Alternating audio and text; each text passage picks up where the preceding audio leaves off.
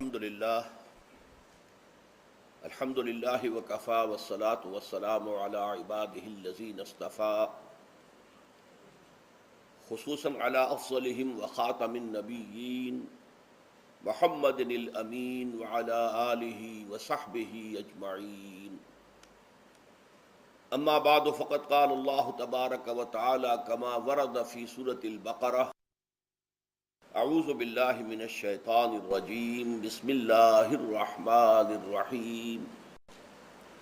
یا ایہا الذین آمنوا کتب علیکم الصیام کما کتب علی الذین من قبلکم لعلکم تتقون ایاما معدودات فمن کان منکم مریضا او علی سفر فعدۃ من ایام اخر وعلى الذين يطيقونه فدية طعام مسكين فمن تطوع خيرا فهو خير له وأن تصوموا خير لكم إن كنتم تعلمون. شهر رمضان الذي أنزل فيه القرآن هدى للناس وبينات من الهدى والفرقان فمن شهد منكم الشهر فليصمه ومن كان مريضا أو على سفر فعدة من أيام أخر يريد الله بكم اليسر ولا يريد بكم العسر ولتكملوا العدة ولتكبروا الله على ما هداكم ولعلكم تشكرون. وإذا سألك عبادي عني فإني قريب أجيب دعوة الداع إذا دعان فَلْيَسْتَجِيبُوا لِي وَلْيُؤْمِنُوا بِي لَعَلَّهُمْ يَرْشُدُونَ.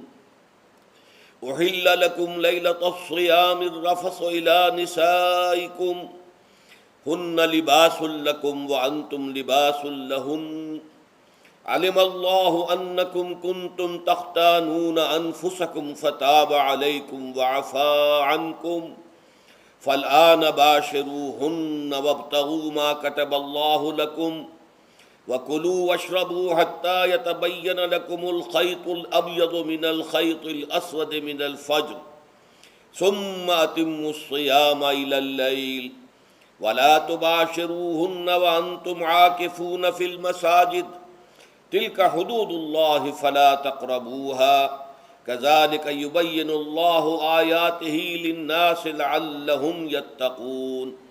ولا تأكلوا أموالكم بينكم بالباطل وتدلوا بها إلى الحكام لتأكلوا فريقا من أموال الناس بالإثم وأنتم تعلمون.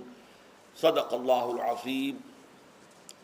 وعن سلمان الفارسي رضي الله تعالى عنه قال خطبنا رسول الله صلى الله عليه وسلم في آخر يوم من شعبان فقال یا ایھا الناس فقد اضلکم شہر عظیم شہر مبارک شہر فیہ لیلۃ خیر من الف شہر جعل اللہ صیامہ فریضۃ وقیام لیلہ تطوعا الی الآخر. رواہ البیہقی فی شعب الایمان. رب اشرح لی صدری ویسر لی امری واحلل عقدۃ من لسانی یفقہوا قولی. اللہم ربنا الہمنا رشدنا واعذنا من شرور انفسنا. اللہم ارنا الحق حقا وارزقنا اتباعہ وارنا الباطل باطلا وارزقنا اجتنابہ. آمین یا رب العالمین. میں نے ابھی آپ کو وہ 6 آیات پڑھ کر سنائی ہیں.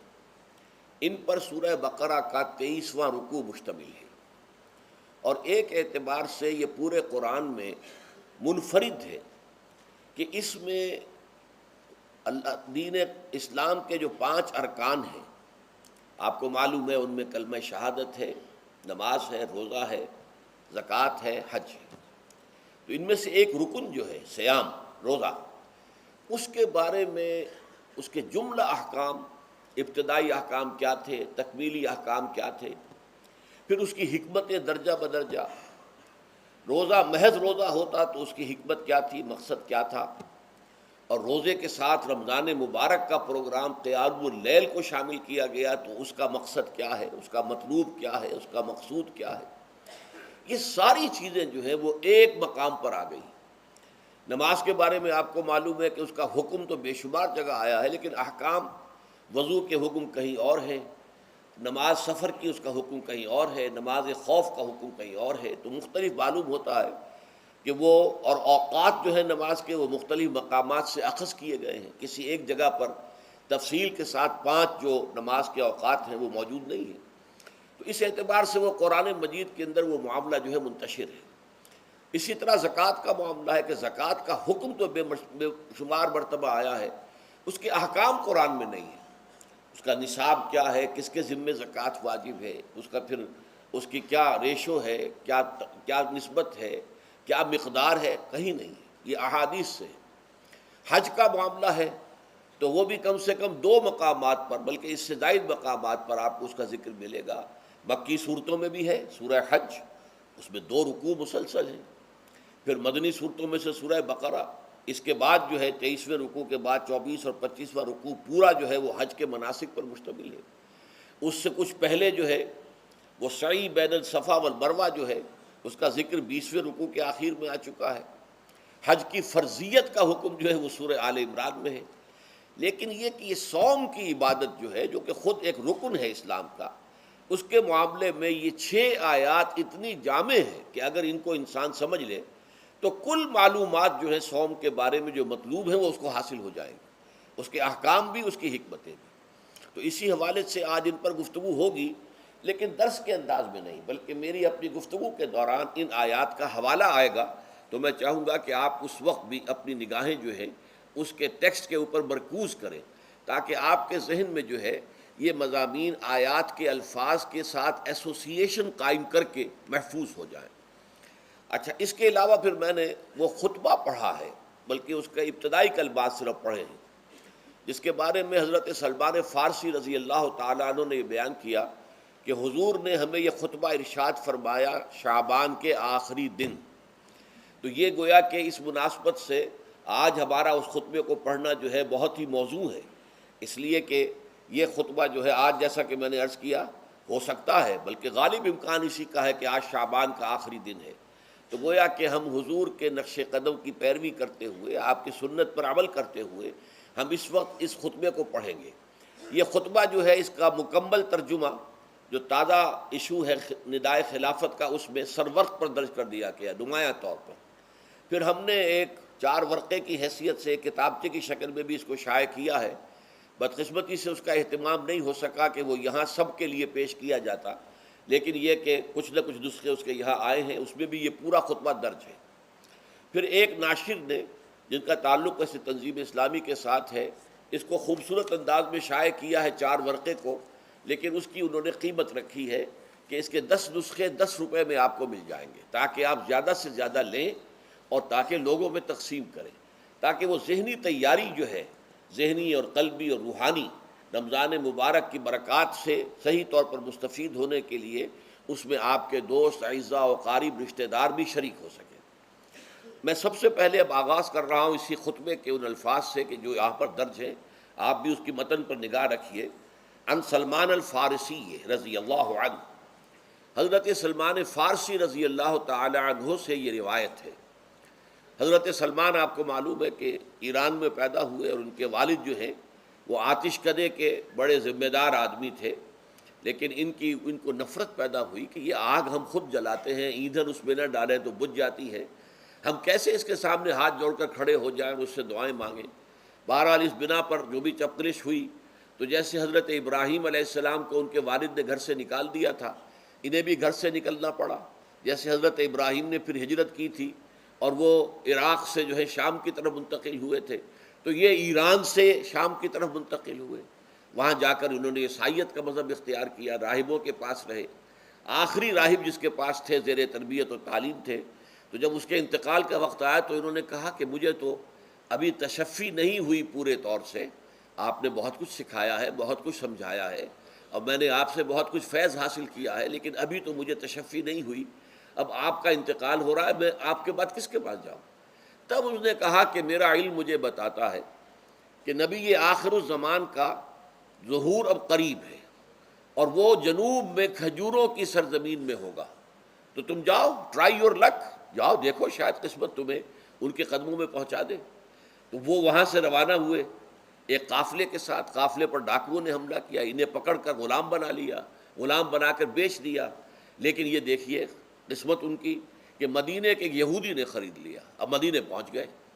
اب وہاں خبریں انہیں مل رہی ہیں کہ مکے میں کسی صاحب نے دعویٰ کیا ہے نبوت کا، لیکن ان کے پاؤں میں تو غلامی کی بیڑیاں، یہ مکے تو نہیں جا سکتے۔ تو میں کہا کرتا ہوں کہ یہ اس شخص کی قسمت ہے کہ جیسے ہم کہتے ہیں کہ پیاسا کنویں کے پاس جایا کرتا ہے، کنواں تو پیاسے کے پاس نہیں آتا، لیکن یہاں کیا ہوا، کنواں چل کر پیاسے کے پاس پہنچا ہے۔ محمد الرسول اللہ صلی اللہ علیہ وسلم ہجرت فرما کر مدینے تشریف لے آئے۔ تب انہوں نے اپنے آقا سے ایک روز کچھ تھوڑی سی کھجوریں مانگی، لیں اور اجازت طلب کی اور جا کر حضور کی خدمت میں پیش کی، کیونکہ اس نے یہ بتایا تھا راہب نے کہ وہ ہدیہ تو قبول کر لیں گے، صدقات قبول نہیں کریں گے، صدقہ قبول نہیں کریں گے۔ تو اسی امتحان کے لیے جا کر حضور کی خدمت میں وہ کھجوریں پیش کی۔ حضور نے پوچھا کیا ہے، عرض کیا صدقہ، فرمایا نہیں میں صدقہ قبول نہیں کرتا، یہ غربا کا حق ہے، دے دو، تقسیم کر دو۔ پھر کچھ عرصے کے بعد پھر کچھ کھجوریں لی ہوں گی اپنے اس آقا سے، پھر پہنچے، پھر جب حضور نے پوچھا کیا ہے، عرض کیا کہ یہ ہدیہ، آپ نے فرمایا ہاں ٹھیک ہے، ہدیہ میں قبول کرتا ہوں۔ تو فوراً قدموں میں گر گئے، ایمان لے آئے۔ اور ان کا معاملہ جو ہے یہ بھی جان لیجئے کہ یہ فقراء صحابہ میں سے تھے جو کوئی کام نہیں کرتے تھے، ہمہ وقت حضور کے ساتھ رہنا۔ اور اس اعتبار سے حضور نے ان کے بارے میں یہ بھی کہا ہے کہ سلمان و منا من اہل البیت، سلمان جو ہے وہ ہمارے اہل بیت میں شامل ہے، رضی اللہ تعالی عنہ۔ ان کی روایت ہے قال خطبنا رسول اللہ صلی اللہ علیہ وسلم، تو وہ فرماتے ہیں کہ ہمیں خطبہ ارشاد فرمایا نبی اکرم صلی اللہ علیہ وسلم نے شعبان کے آخری دن، فقال، اور فرمایا یا ایھا الناس، اے لوگو، قد اظلکم شہر عظیم، تم پر ایک عظمتوں والا مہینہ سایہ فگن ہو گیا ہے۔ ظل کہتے ہیں سائے کو، اظلکم تم پر سایہ فگن ہو گیا ہے، ایک بہت عظمتوں والا مہینہ۔ اب دیکھیے یہ وہی ہے بات جو انگریزی کے محاورے میں ہے کہ coming events cast their shadows before, آنے والے واقعات کا ایک سایہ سا پہلے سے پڑ جاتا ہے۔ تو ابھی مہینہ شروع نہیں ہوا رمضان مبارک کا، لیکن وہ آیا چاہتا ہے، تو گویا کہ اس کا ایک سایہ پہلے آ گیا ہے، جس کو حضور فرما رہے ہیں کہ تم پر سایہ کر لیا ہے ایک ایسے مہینے میں کہ جو بہت عظمتوں والا ہے۔ شہر مبارک، وہ مہینہ بہت برکتوں والا ہے۔ شہر فیہ لیلۃ خیر من الف شہر، یہ وہ مہینہ ہے کہ جس میں ایک رات وہ بھی ہے کہ جو 1000 مہینوں سے افضل ہے۔ اور یہ ظاہر بات ہے قرآن مجید کی صورت ہے مکمل، انا انزلناہ فی لیلۃ القدر وما ادراک ما لیلۃ القدر لیلۃ القدر خیر من الف شہر، اس کی طرف اشارہ ہے۔ اب اس کے بعد جو جملہ ہے جعل اللہ صیامہ فریضۃ، اللہ نے اس مہینے کا روزہ رکھنا فرض قرار دے دیا ہے۔ وقیام لیلہ، ایک تو قیام اللیل کے لفظ پر غور کیجیے، اور اس کی راتوں کے دوران کھڑے رہنے کو تطوعاً، آزاد مرضی پر چھوڑ دیا ہے۔ تو گویا کہ اس رمضان مبارک کے 2 پروگرام ہیں، ایک پروگرام دن سے متعلق ہے وہ ہے روزہ، اور ایک قیام رات سے متعلق ہے اور وہ ہے قیام اللیل۔ دن کا پروگرام فرض ہے، رات کا پروگرام فرض نہیں ہے، لیکن ایک طرح کی تشویق اور ترغیب، اس کے لیے جو ہے تحریص یہ موجود ہے۔ ورنہ تو یہ ہے کہ ہر رات جو ہے اس میں تہجد آپ پڑھیں، رات کو کھڑے رہیں، وہ اللہ تعالیٰ کو بہت پسندیدہ ہے۔ تہجد حضور کے لیے تو فرض کے درجے میں رہی ہے، لیکن عام مسلمانوں پر فرض نہیں ہے۔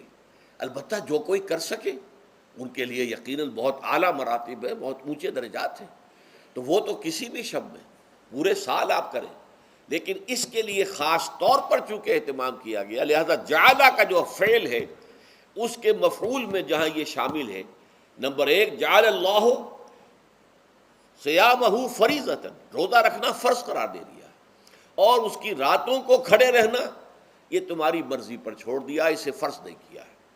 بس اس تمہید کے بعد اب میں شروع کروں گا استقبال رمضان کے ضمن میں روزے کی حکمتیں کیا ہیں، اس کے احکام کیا ہیں۔ نمبر 1، شریعت محمدی میں روزے کی تدریجی فرضیت، یہ جو تمہیدی مضمون ہے اس ضمن میں وہ بہت اہم ہے۔ پہلی بات یہ جان لیجئے کہ اہل عرب جو ہیں، قریش بھی، اہل مکہ اور قریش کے تابع بقیہ تمام بنی اسماعیل بھی، اور ان کے تابع جو بھی عرب میں دوسرے قبیلوں کے لوگ تھے کہ جو عربی تھے اور مشرک تھے، وہ سب اس کے اندر مراد ہیں۔ تو فرمایا گیا کہ ان لوگوں میں روزے کی عبادت معروف نہیں تھی۔ یا تو یہ ہے کہ حضرت ابراہیم علیہ السلام کے زمانے میں روزے کی عبادت تھی ہی نہیں، کیونکہ یہ لوگ اپنے قول کے مطابق ملت ابراہیم پر تھے، لیکن یہ ہے کہ بہرحال روزے کی عبادت سے ناآشنا تھے۔ کیا وجہ ہے یہ ہم نہیں جانتے۔ آپ کو معلوم ہے نماز سے وہ واقف تھے، اگرچہ اس کا حلیہ انہوں نے بگاڑ دیا تھا، تالیاں بجاتے تھے، سیٹیاں بجاتے تھے یہ، لیکن نماز کہتے تھے اسے نماز۔ طواف سے وہ واقف تھے، اگرچہ اس کے ضمن میں اتنی گھناؤنی حرکت بھی کی تھی کہ مرد اور عورتیں وہ بالکل برہنہ ہو کر طواف کرتے تھے، تو اسے بہت فضیلت والی بات سمجھتے تھے، بہت خدا رسیدگی کی بات سمجھتے تھے کہ کامل برہنہ ہو کر طواف کیا جائے، لیکن بہرحال طواف تھا۔ اسی طرح قیام عرفہ، قیام منی یہ بھی موجود تھے۔ تو حج کے بھی بہت سے ارکان جو ہیں وہ ان کے ہاں معروف تھے، اور ویسے خیرات و صدقات، چاہے زکوٰۃ ایک خاص نظام کے تحت نہیں تھی، لیکن زکوٰۃ و صدقات، بھوکوں کو کھانا کھلانا، یہ ان کے ہاں اعلیٰ اقدار میں یہ چیزیں شامل تھیں، اخلاقیات کے اونچے مقامات میں۔ کہ صوم کا ان کے ہاں قطعاً کوئی ذکر نہیں تھا، روزے کی عبادت جو ہے ان کے ہاں بالکل نہیں تھی۔ البتہ صوم کا لفظ موجود تھا، یہ لفظ وہ استعمال کرتے تھے اپنے گھوڑوں کے لیے، روزہ رکھواتے تھے گھوڑوں کو۔ اس کا پس منظر یہ ہے کہ ان کے ہاں آپ کو معلوم ہے کہ لڑائی، دنگا فساد، جنگ، اور یہ کہ غارت گری کرنا، لوٹ مار کرنا، یہ تمام ان عرب قبائل کا پیشہ تھا، اصل پیشہ یہی تھا۔ اس میں ان کے پاس دو جانور تھے، ایک تو اونٹ۔ اونٹ جو ہے وہ ان کی جو باب و ہوا ہے اور ان کے جو حالات ہیں اس کے ساتھ پوری مطابقت رکھتا ہے، یعنی اسے کئی دن کھانے کو نہ ملے اسے پرواہ نہیں، ہفتہ بھر پانی نہ ملے اسے کوئی پرواہ نہیں۔ اس اعتبار سے دھوپ کی کتنی ہی جو ہے تپش ہو، اونٹ کو کچھ نہیں کہتی۔ لیکن یہ کہ وہ سست رفتار جانور ہے، لڑائی کے لیے، جنگ کے لیے، خاص طور پر غارت گری جہاں کرنی ہو، جہاں جا کر گویا کہ ڈاکہ مارنا، پھر دوڑنا ہے، بھاگنا ہے، واپس جانا ہے، تو انہیں گھوڑے کی ضرورت ہوتی تھی جو سریع الرفتار ہے۔ لیکن گھوڑے میں یہ اوصاف نہیں تھے، وہ بھوک کو برداشت نہیں کر سکتا، مزمحل ہو جائے گا، وہ پیاس کو برداشت نہیں کر سکتا، مزمحل ہو جائے گا، وہ دھوپ کو برداشت نہیں کر سکتا، مزمحل ہو جائے گا، اور اگر یہ گھوڑا مزمحل ہو جائے تو سوار کا کیا حشر ہوگا، وہ آپ اس سے اندازہ کر لیجئے کہ اصل میں تو پھر ہلاکت سوار کی ہوگی۔ اس لیے وہ اسے تیار کرتے تھے جنگ کی صعوبتوں کو برداشت کرنے کے لیے۔ اس کا دانہ پانی بند کر دیا، اور اس کا منہ جو ہے وہ عرب بدو جو ہوتا تھا خود تو اپنا چہرہ اور سر لپیٹ لیتا تھا کپڑے کے اندر جب وہ چلتی تھی۔ ان کے ہاں باد سموم، تیز آگ جیسی ہوا جو ہے جس کے اندر ریت کے ذرات بھی ایسے ہوتے تھے گویا کہ کسی بھاڑ کی جو ہے اس کے اندر کی ریت جو ہے وہ چلی آ رہی ہے، تو گھوڑے کا رخ ادھر کر کے کھڑے کر دیتے تھے اس کو، خود اپنے منہ پر ڈاٹا واٹا باندھا ہوا اپنی حفاظت کے لیے، تاکہ اس کے اندر دھوپ کی سختی برداشت کرنے کی عادت پیدا ہو جائے، پیاس کی برداشت کرنے کی عادت پیدا ہو جائے، بھوک کو برداشت کرنے کی۔ اس کو کہتے تھے صوم۔ صوم کے لفظی معنی رک جانا۔ اب یہ کھانے پینے سے رکا ہوا ہے، اور یہ دھوپ کی سختیاں برداشت کرنے کے لیے دھوپ کے اندر، اور وہ جو آتی تھی وہاں پہ باد سموم، اس کے اندر بھی اس کا سامنا کرنے کے لیے تیار ہے۔ تو یہ پس منظر ہے روزے کا لغوی اعتبار سے، اور یہ کہ اہل عرب جو ہے پرانے وہ اس عبادت سے ناواقف تھے، لہٰذا ہمیں پورے مکی قرآن میں اس کا کہیں ذکر نہیں ملتا۔ البتہ مدینے میں جب حضور تشریف لائے اور صحابہ کرام ہجرت کے بعد، تو یہاں آپ نے دیکھا کہ یہودی جو ہے وہ روزہ رکھتے ہیں یوم عاشورہ کا، 10 محرم کا۔ تو حضور نے دریافت کیا کہ یہ تم 10 محرم کو روزہ کیوں رکھتے ہو؟ تو انہوں نے کہا کہ یہ دن ہماری نجات کا دن ہے۔ 10 محرم کو اللہ تعالیٰ نے فرعون کو غرق کیا تھا اور ہمیں نجات دی تھی اس کے ظلم و ستم سے، تو شکرانے کے طور پر ہم روزہ رکھتے ہیں۔ تو حضور نے فرمایا کہ موسیٰ کے تو پھر ہم تم سے زیادہ حقدار ہیں، ہم موسیٰ کو مانتے ہیں علیہ الصلاۃ والسلام، ان کی عزت کرتے ہیں، قدر کرتے ہیں، تو ہم بھی روزہ رکھیں گے۔ تو آپ نے صحابہ کو حکم دیا کہ عاشورہ کا روزہ رکھا کرو۔ پھر کچھ عرصے کے بعد اللہ تعالیٰ کی طرف سے حکم آ گیا، اور یہ حکم جو ہے اس رکوع کی پہلی آیت کے اندر ہے، یا ایھا الذین آمنوا کتب علیکم الصیام کما کتب علی الذین من قبلکم لعلکم تتقون۔ لیکن جیسا کہ میں بعد میں بتاؤں گا، یہ حکم صوم رمضان کا نہیں ہے، بلکہ یہ کہ اللہ کے حکم سے پہلے 3 دن کے روزے فرض کیے گئے۔ ہر مہینے کی 13ویں، 14ویں اور 15ویں تاریخ کو روزہ رکھو۔ اس میں بڑی حکمت تھی، چونکہ یہ عرب عادی نہیں تھے روزے کے، تو انہیں تدریجاً خو کر کرنا تھا۔ ظاہر بات ہے کہ 30 دن جو ہے وہ تو ایک بڑی مدت ہے، اور ظاہر بات ہے کہ مئی کا مہینہ بھی آ جائے گا، اس میں جون بھی آئے گا، جولائی بھی آئے گا، قیامت خیز مہینے آ جائیں گے، تو بڑی ہمت جواب دے جائے گی۔ تو پہلے روزہ ہر مہینے 3 روزے رکھنے کی ان کو مشق کرائی جائے تاکہ یہ عادی ہو۔ یہ 3 روزے اگر مئی میں بھی آ گئے، جون میں بھی آ گئے، تب بھی ٹھیک ہے، اس کو انسان 3 دن کی تو مشقت برداشت کر سکتا ہے۔ تو پہلے یہ کیا گیا، لیکن اس کے ضمن میں یہ حکم دے دیا گیا، اس کو کہتے ہیں وجوب علی التخییر، یہ اختیار دے دیا گیا کہ یہ 3 روزے تم پر واجب کیے جا رہے ہیں، لیکن یہ کہ اگر تم یہ روزے نہ رکھو تو تم فدیہ دے سکتے ہو، 1 مسکین کو کھانا کھلانا صبح و شام۔ یہ ہے وجوب علی التخییر۔ دوسری رعایت یہ دی گئی کہ اگر کوئی شخص ان 3 تاریخوں میں بیمار ہو یا سفر پر ہو تو وہ تعداد دوسرے دنوں میں پوری کر لے۔ یہ ہے گویا کہ سب سے پہلا حکم جو دیا گیا ہے، اور اس کے ضمن میں اب میں چاہتا ہوں کہ آیت نمبر 2 آپ اچھی طرح پڑھ لیں، اپنا سامنے رکھیے اور اس کے حوالے سے یہ بات سمجھ لیجیے۔ ایام معدودات، یہ دن ہیں چند گنتی کے۔ مجھے حیرت ہوتی ہے کہ جدید جو مفسرین ہیں جنہوں نے اردو میں ترجمے کیے ہیں، تفسیریں کی ہیں، ان سب کے نگاہوں سے یہ بات اوجھل رہی کہ یہ در حقیقت رمضان کے روزے کا ذکر نہیں ہے، بلکہ اس ابتدائی حکم سے متعلق ہے کہ جو ہر مہینے میں 3 دن کے روزے رکھنے کا حضور نے دیا تھا۔ لیکن یہ کہ میرا اپنا ذاتی واقعہ یہ ہے زندگی کا، اور یہ اہم واقعات میں سے ہے، میں جب میڈیکل کالج میں پڑھتا تھا، سمجھیے 19-20 سال کی میری عمر، اس وقت بھی مجھے یہ احساس ہوا تھا کہ یہ جو 2 آیات آئی ہیں یہاں ایک دوسرے کے تقابل میں، یہ بیک وقت نازل نہیں ہو سکتی، ان میں وقفہ ہوگا، اور یقیناً پہلا حکم کسی اور پس منظر میں ہے، دوسرا حکم جو بعد میں ہم دیکھیں گے وہ کسی اور پس منظر میں ہے۔ تو میری رائے یہ تھی، اور میں اس پر قائم بھی تھا، بیان بھی کرتا تھا، لیکن ڈرتا تھا، اس لیے کہ اس وقت تک جتنی تفسیریں میں نے دیکھی تھی، ترجمے دیکھے تھے، ان میں سے کسی نے یہ بات کہی نہیں تھی۔ تو ایک آدمی اپنی رائے کے اوپر اتنی بڑی بات کہہ دے تو میں ڈرتا رہتا تھا، لیکن کہتا تھا کہ میری رائے یہی ہے۔ پھر اتفاق سے جماعت اسلامی ہند کا ترجمان ہوتا تھا ماہنامہ زندگی، عروج احمد قادری صاحب اس کے مدیر تھے۔ وہ جو ایک پرچہ آیا اس میں انہوں نے تنقید کی تھی مولانا سید انور شاہ بخاری رحمۃ اللہ علیہ پر، کہ ان کشمیری رحمۃ اللہ علیہ سے، ان کے اوپر یہ تنقید کی تھی کہ انہوں نے یہ عجیب بات کہہ دی ہے کہ یہ جو حکم ہے یہ رمضان کا نہیں ہے، بلکہ رمضان سے پہلے جو حضور نے حکم دیا تھا 3 دن کے روزے رکھنے اس سے متعلق ہے۔ اب مجھے اس کے اوپر پورا اطمینان ہو گیا کہ اگر سید محمد انور شاہ کاشمیری رحمۃ اللہ علیہ کی رائے یہ ہے تو متفق گردید رائے بو علی بارائے من، مجھے اب اس سے زیادہ اور کسی سند کی ضرورت نہیں۔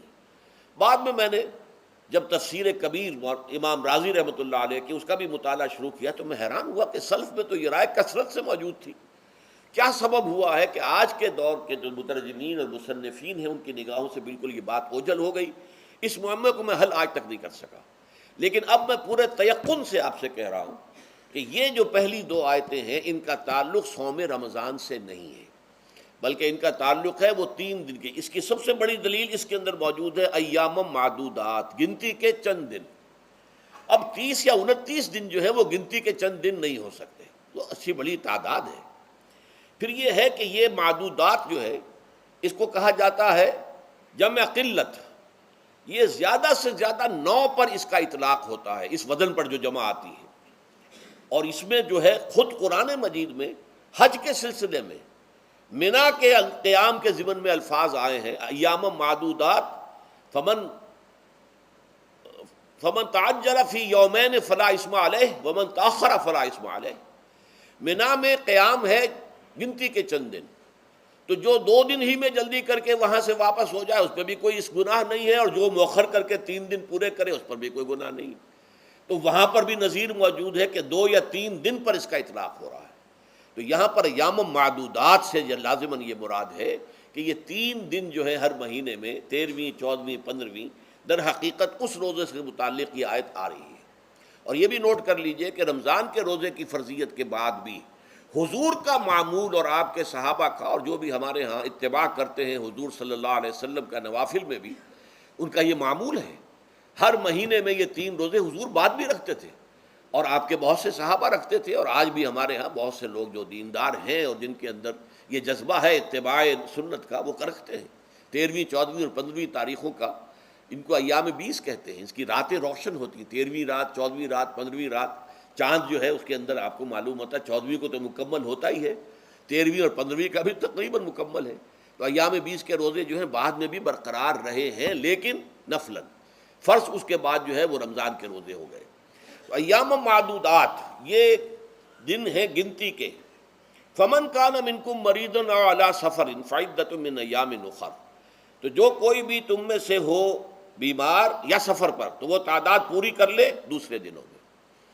گویا کہ اب اگلی کے اب ایک تو یہ رعایت ہو گئی، دوسری رعایت وعلی الذین یطیقونہ فدیۃ طعام مسکین، اور ان لوگوں کے ذمے کے جو اس کی طاقت رکھتے ہوں، یعنی مریض بھی نہیں ہے، صحت مند ہے، روزہ رکھ سکتے ہیں، سفر بھی نہیں ہے، سفر پر نہیں ہے، مقیم ہے، روزہ رکھ سکتے ہیں، پھر بھی نہ رکھیں تو ان کے لیے بھی ایک اختیار، اسی لیے میں نے لفظ استعمال کیا تھا وجوب علی التخییر، واجب تو ہے لیکن اس میں ایک اختیار دے دیا گیا ہے۔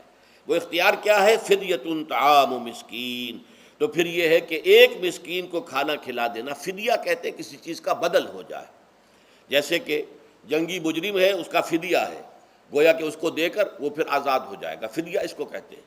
ففدیۃ طعام مسکین، لیکن یہ ہے کہ فمن تطوع خیرا فهو خیر اللہ، اور جو نیکی سے خیر کرنا چاہے مزید تو وہ اس کے لیے بہتر ہے، ایک کے بجائے 2 کو کھلائے، 3 کو کھلائے، 4 کو کھلائے، 10 کو کھلائے، تو یہ تو ترغیب ہے، لیکن کم سے کم ایک مسکین کو کھانا کھلانا 2 وقت کا۔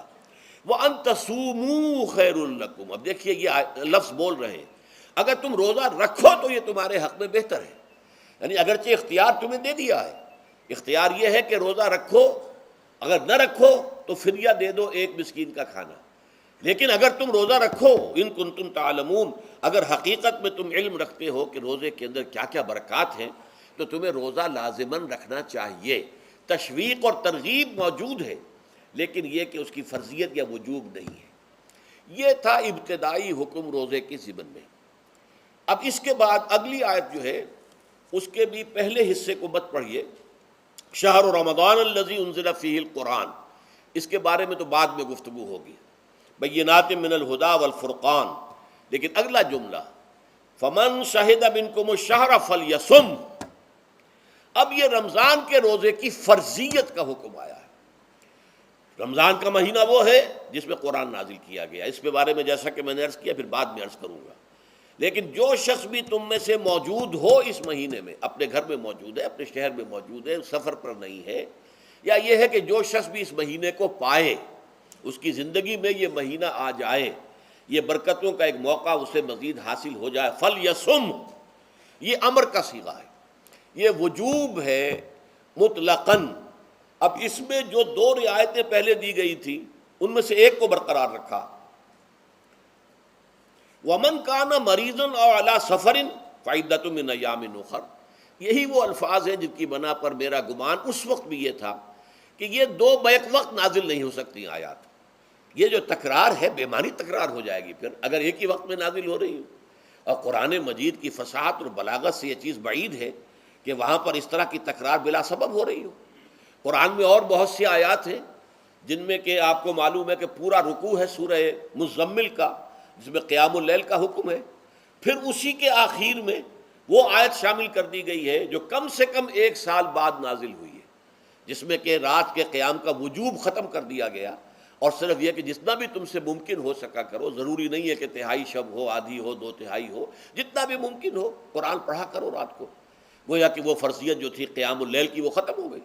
تو اس حوالے سے وہ جو ناسخ ہے، منسوخ کرنے والی آیت بھی اس کے ساتھ ہی رکھ دی گئی ہے، تاکہ وہ جو اصل حکم تھا وہ بھی برقرار سامنے رہے، اور جس نے آ کر اسے منسوخ کیا وہ بھی برقرار رہے اور سامنے رہے۔ اسی طرح یہاں پر بھی یہ حکم آیا، کتنے عرصے کے بعد آیا یہ مجھے معلوم نہیں، لیکن یہ کچھ عرصے کے بعد آیا ہے کہ رمضان کا مہینہ وہ ہے کہ جس میں قرآن نازل کیا گیا ہے۔ اب جو شخص بھی اس مہینے کو پائے اس پر لازم ہے کہ اس کے روزے رکھے۔ ہاں، من کان مریضاً او علی سفر، جو شخص ہو مریض، بیمار ہو یا سفر پر ہو، فعدۃ من ایام اخر، تو وہ تعداد پوری کر لے دوسرے دنوں میں۔ یرید اللہ بکم الیسر ولا یرید بکم العسر، اللہ تمہارے ساتھ آسانی چاہتا ہے، سختی نہیں چاہتا۔ یہ اصل میں کیوں کہا ہے؟ اس کی وجہ سمجھ لیجئے، آج بھی آپ کو اپنے ہاں ایسے لوگ مل جائیں گے جن کا تقویٰ کا تصور اتنا غلط ہو گیا ہے کہ 104 درجے کا بخار ہے، روزہ چھوڑنے کو تیار نہیں۔ بھلے آدمیوں، اللہ نے تمہیں ایک رخصت دی ہوئی ہے تو خام خواہ اپنے اوپر یہ شدت کیوں لے رہے ہو؟ لیکن لیتے ہیں، روزہ چھوڑنے کو تیار، روزہ قضا نہیں کروں گا۔ سفر پر جا رہے ہیں اور روزہ قضا کرنے کو تیار نہیں۔ ایک موقع پر ایک غزوے کے دوران ایسا ہوا کہ کچھ لوگوں نے روزہ رکھا ہوا تھا، لیکن وہ اتنے یوں سمجھیے مزمحل ہو گئے کہ جب پڑاؤ پر پہنچے تو جن کا روزہ نہیں تھا انہوں نے تو بڑی چاق و چوبند طریقے سے خیمے نصب کیے، سارا بندوبست کیا، اور یہ جا کر بے سدھ ہو کر، بے ہوش ہو کر گر پڑے۔ تو حضور نے فرمایا ان کو دیکھ کر، لیس من البر الصیام فی السفر، سفر میں روزہ رکھنا یہ کوئی نیکی کا کام نہیں ہے، یہ نیکی کا غلط تصور ہے کہ جو تم نے اپنے اختیار کر لیا۔ یہ تمہارے اندر تشدد پسندی پیدا ہو رہی ہے۔ دین کے احکام میں جو مقصد ہے وہ کیا ہے؟ یرید اللہ بکم الیسر ولا یرید بکم العسر۔ اسی پر عمل کرتے ہوئے حضور نے فرمایا ہے کہ جو بھی علماء دین ہیں یا جو رہنمایان دین ہیں ان کا کام کیا ہے؟ آپ نے فرمایا یسروا ولا تعسروا، دیکھو آسانیاں پیدا کرو، سختیاں پیدا نہ کرو۔ دین میں سختیاں پیدا کرنا بھی وہ اسر اور اغلال بن جاتا ہے کہ جس کو رفع کرنے کے لیے اور جس سے لوگوں کو، یہودیوں کو اور تمام اہل کتاب کو نجات دینے کے لیے اللہ تعالیٰ نے اپنے رسول محمد صلی اللہ علیہ وسلم کو بھیجا۔ وَيَضَعُ عَنْهُمْ إِصْرَهُمْ وَالْأَغْلَالَ الَّتِي كَانَتْ عَلَيْهِمْ، کہ جہاں وہ نیکی کا حکم دیتے ہیں، بدی سے روکتے ہیں، پاکیزہ چیزوں کو حلال ٹھہراتے ہیں اور خبیث چیزوں کو، ناپاک چیزوں کو حرام قرار دیتے ہیں، وہیں وہ لوگوں کے اوپر سے وہ بوجھ بھی ختم کرتے ہیں کہ جو انہوں نے خام خواہ اپنے اوپر لاد لیے۔ تو ان میں سے یہ بھی ہے کہ یہ نیکی کا کام نہیں ہے کہ آپ سفر میں ہیں اور روزہ رکھ رہے ہیں۔ یرید اللہ بکم الیسر ولا یرید بکم العسر وَلِتُكْمِلُوا الْعِدَّةَ، لیکن یہ بات واضح رہے کہ اب تمہارے لیے تعداد کو پورا کرنا لازم ہے۔ یہ نہیں ہے کہ آپ اس کی جگہ پر فدیہ دے دیں تو بات پوری ہو جائے گی، نہیں۔ روزے کی تعداد، آپ کے رمضان میں 2 روزے 3 روزے چھوٹ گئے بیماری کی وجہ سے، ٹھیک ہے، لیکن دوسرے دنوں میں اس کی قضا دینی لازم ہے۔ وہ روزے رکھنے جو ہیں آپ پر لازم ہیں، ان کا کوئی بدل جو ہے وہ فدیہ نہیں ہو سکتا۔ البتہ یہ نوٹ کر لیجئے، یہ حکمت نبوی ہے کہ یہاں اگرچہ وہ فدیے کا حکم جو ہے گویا کہ بظاہر قرآن مجید کے الفاظ سے محسوس ہوتا ہے کہ مطلقاً منسوخ ہو گیا، لیکن حضور نے اس کو خاص حالتوں میں باقی رکھا ہے۔ کوئی شخص اتنا بوڑھا ہو چکا ہے یا خاتون اتنی بوڑھی ہو چکی ہے کہ دن بھر کا فاقہ جو ہے اس میں اندیشہ ہے کہ کہیں ہلاک نہ ہو جائے۔ کوئی مریض ہے، مرد ہے یا عورت ہے، وہ ڈائبٹیز کی مریضہ ہے، اس کو وہ شوگر کا مرض ہے اور وہ اس کو برداشت نہیں کر سکتی، شوگر لیول بہت نیچے ہو جائے تو موت واقع ہو سکتی۔ کوئی ایسا مریض ہے جس کو مرض سے شفا پانے کی اب کوئی امید ہے ہی نہیں کہ میں مرض سے شفا پا جاؤں گا یا پا جاؤں گی تو اس کے بعد میں روزہ مکمل کر دوں گی، نہیں۔ ایسے لوگوں کے لیے حضور نے اس رعایت کو برقرار رکھا ہے کہ ایسے لوگ اگر ایک مسکین کو کھانا کھلا دیں تو یہ فدیہ بن جائے گا۔ لیکن جو بھی شخص صحت مند ہو اور صحت کی توقع رکھتا ہو اور جو شخص بھی طاقت رکھتا ہو روزے کا قضا کر دینے کا، اس کے لیے لازم ہے کہ روزوں کی قضا کرے۔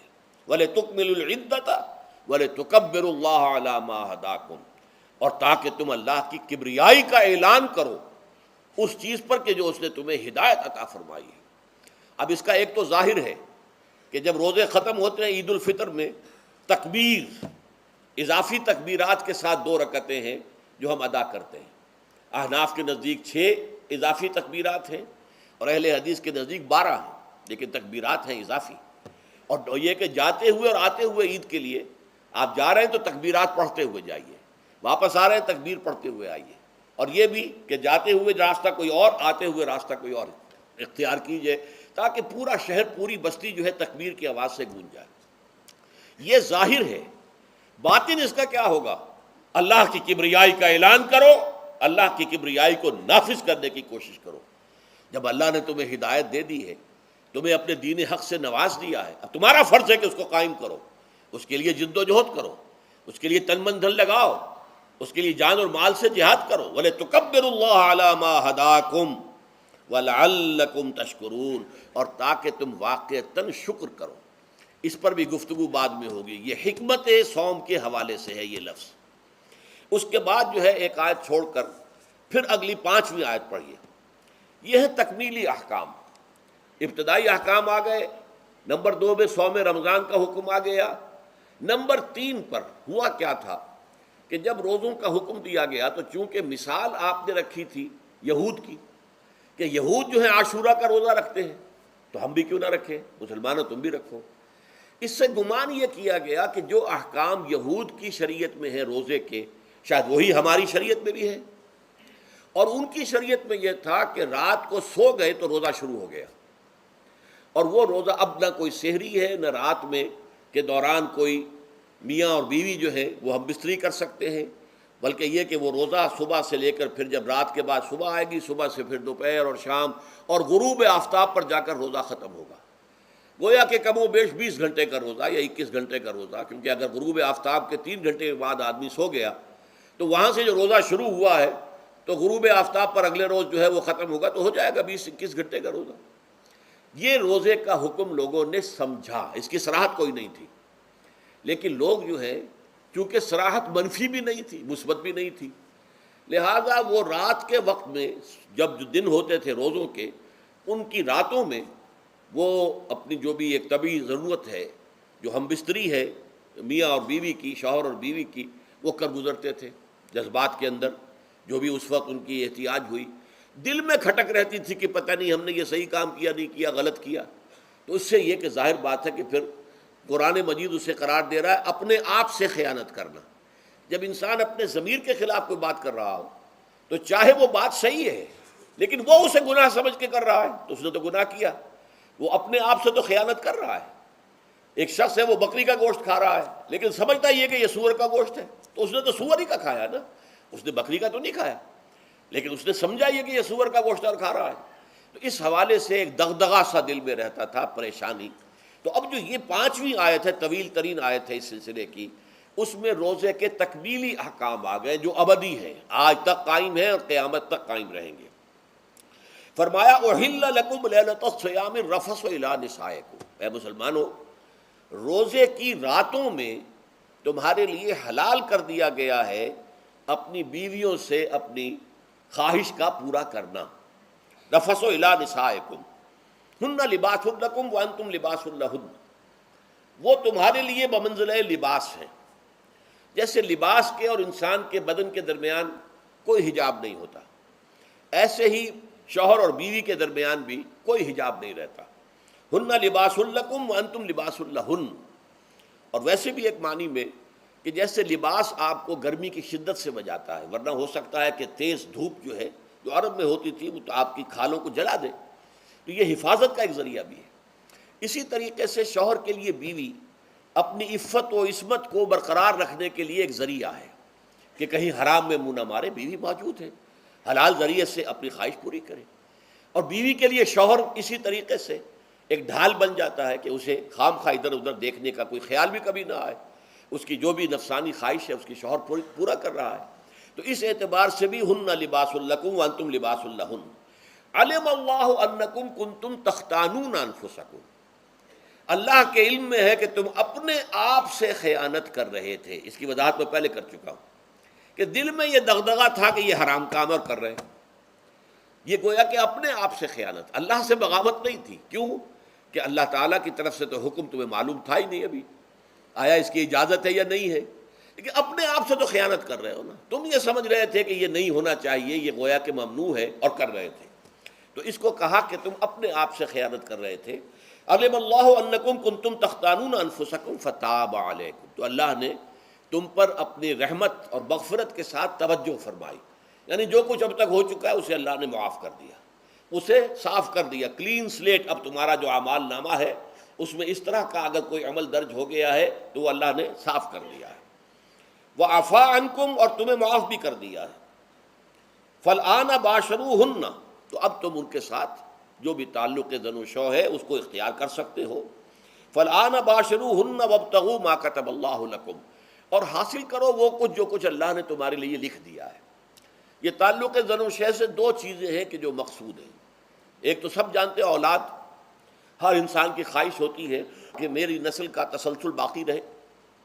لیکن نمبر دو ایک شے اور ہے قرآن مجید میں بیان کیا گیا، بولے تسکنو الیہا، اس میں ایک سکون ہے. اس میں جو بھی ہے، جو بھی عمل ہے مباشرت کا، اس میں ایک اعصابی طور پر سکون کی کیفیت انسان کو حاصل ہوتی ہے. تو یہ بھی مطلوب و مقصود ہے. تو ما کتب اللہ لکم، تمہارے لیے اللہ نے اس میں ایک تو اولاد کا معاملہ رکھ دیا ہے اور ایک تمہارے لیے سکون کا، لتسکنو الیہا، تاکہ تم ان کی طرف توجہ کر کے سکون حاصل کرو. فالآن باشروہن وابتغوا ما کتب اللہ لکم وکلوا واشربوا، اب سحری کا حکم آ گیا. وکلوا واشربوا حتی یتبین لکم الخیط الابیض من الخیط الاسود من الفجر، اور کھاتے رہو اور پیتے رہو یہاں تک کہ تمہارے لیے فجر کے وقت کے اعتبار سے سفید ڈوری سیاہ ڈوری سے بالکل علیحدہ ہو جائے. اصل میں اس کو بعض صحابہ نے تو سمجھا کہ یہ لغوی معنی اس کے لیے کہ آپ اپنے تکیے میں ایک سفید دھاگا رکھ لیا ایک کالا رکھ لیا اور دیکھتے رہتے تھے. جب یہ سفید اور کالا علیحدہ علیحدہ نظر آنے لگے تو پھر روزے کا رکھنے کا وقت شروع ہو چکا اور اب کھانا پینا بند کر دیا جائے. فرمایا گیا یہ مراد نہیں ہے. یہ جب پاؤں پھٹتی ہے تو اس کے اندر ایک سفید سی لکیر جو ہے افق کے اوپر آتی ہے. یہ ہے مراد کہ وہ جو سفید لکیر ہے وہ ظاہر ہو جائے اور وہ رات کے اختتام کا گویا کہ ایک اعلان اور علم بن جائے. تو وَكُلُوا وَاشْرَبُوا، اب اس کی جو ہے بڑی تاکید کی گئی ہے. تَسَحَّرُوا فَإِنَّ فِي السَّحُورِ بَرَكَةٌ، سحری ضرور کیا کرو اور یہ در حقیقت برکت کا ذریعہ ہے. یہ بھی آپ نے فرمایا ہمارے اور یہود کے روزے کے مابین جو فرق ہے وہ سحری ہے. یہ سحری چونکہ روزہ جو ہے وہ فجر سے لے کر اور غروب آفتاب تک ہے، طلوع آفتاب سے نہیں، فجر سے، جبکہ وہ سفیدہ سحر جس کو ہم کہتے ہیں نمودار ہو جائے. طلوع آفتاب تو ابھی 1.5 گھنٹے بعد ہوگا کہیں جا کر، لیکن اس وقت جو ہے روزہ شروع، غروب آفتاب پر ختم. اس حوالے سے اس سے پہلے کھانا پینا، اور اس میں بھی فرمایا گیا کہ بعض لوگ بہت زیادہ احتیاط کرتے ہیں، وہ صحیح نہیں ہے. اس لیے کہ فجر کے لیے اذان جب دیتے تھے تو اس میں بعض حضرات ذرا جلدی کرتے تھے. حضور نے فرمایا کہ نہیں دیکھو یہ ذرا جلدی کر دیتے ہیں، اگر تم میں سے کسی کے ہاتھ میں پیالہ ہے ابھی وہ کچھ کھا رہا ہے اذان ہو گئی ہے تو وہ اپنا پیالہ پورا کر لے. اس میں بھی تشدد کی ضرورت نہیں. جیسے کہ اس سے پہلے ہم پڑھ چکے یسروا ولا تعسروا یرید اللہ بکم الیسر ولا یرید بکم العسر، اللہ تمہارے ساتھ آسانی چاہتا ہے، سختی نہیں چاہتا. تو اسی طرح فرمایا وَكُلُوا وَاشْرَبُوا حَتَّى يَتَبَيَّنَ لَكُمُ الْخَيْطُ الْأَبْيَضُ مِنَ الْخَيْطِ الْأَسْوَدِ مِنَ الْفَجْرِ ثُمَّ أَتِمُّوا الصِّيَامَ إِلَى اللَّيْلِ، پھر اب روزے کو پورا کرو رات تک. إِلَى اللَّيْلِ میں پھر بڑی بحثیں ہوئی ہیں. اس لفظ کی مناسبت سے اہل تشیع اس کے قائل ہیں کہ جب کہ خوب اندھیرا ہو جائے، لیکن اہل سنت کا اجماع ہے کہ غروب آفتاب اس سے مراد ہے، اس لیے کہ آغاز رات کا غروب آفتاب کے ساتھ ہے. اور اس میں بھی احادیث کے اندر آیا ہے کہ تعجیل کرنی چاہیے. بعض لوگ وہی جو میں نے عرض کیا کہ تقویٰ کے تحت جو ہے جیسے کہ سفر میں بھی روزے رکھتے ہیں یا 104 بخار کے درجے میں بھی وہ روزہ قضا کرنے کو تیار نہیں ہوتے، ایسے ہی وہ تاخیر کرتے ہیں اپنے تقوی کے حساب سے، کہیں ایسا نہ ہو، کوئی غلطی نہ ہو جائے، کہیں یہ نہ ہو جائے، کہیں وہ نہ ہو جائے، تو پھر اس کے اندر وہ افطار میں. تو آپ نے فرمایا کہ قوم جو ہے اسی وقت صحیح رہے گی جبکہ وہ افطار میں عجلت سے کام لے. یعنی سحری کے اندر بہت زیادہ جلدی کرنے کی ضرورت نہیں. اگر اذان ہو رہی ہے اس کے دوران بھی اگر کچھ کھا پی رہے ہو تو کھا پی لو، مکمل کر لو. اسی طریقے سے افطار کے اندر جو ہے وہ تاخیر کرنے کی ضرورت نہیں، سورج کے غروب کے ساتھ افطار کر لو. وَلَا تُبَاشِرُوهُنَّ وَأَنْتُمْ عَاكِفُونَ فِي الْمَسَاجِدِ، ہاں اپنی بیویوں سے تم مباشرت نہ کرو، تعلق زن و شو قائم نہ کرو جب کہ تم مسجدوں کے اندر معتکف ہو. یہ اعتکاف کا ذکر ہو گیا. رمضان کے آخری عشرے میں یہ اعتکاف جو مسنون ہے کہ 21ویں شب سے شروع ہو جائے گا، یعنی 20واں روزہ ختم ہوا اس کے ساتھ یہ اعتکاف شروع ہو گیا. اور پھر اعتکاف مسنون جو ہے وہ جب تک کہ چاند نظر نہ آ جائے شوال کا، عید کا، تو اس وقت تک یہ اعتکاف جاری رہے گا. یہ ہے مسنون اعتکاف. اس کی کیا حکمت ہے وہ میں بعد میں عرض کروں گا. تو یہ حکمت جو ہے اس کے حوالے سے گفتگو بعد میں ہو جائے گی، لیکن یہاں یہ بتا دیا گیا کہ یہ جو رمضان کی 20 راتوں میں اجازت دی گئی ہے اپنی بیویوں کے ساتھ ہم بستری کی، وہ اس معتکف کے لیے نہیں ہے جو مسجد میں معتکف ہے.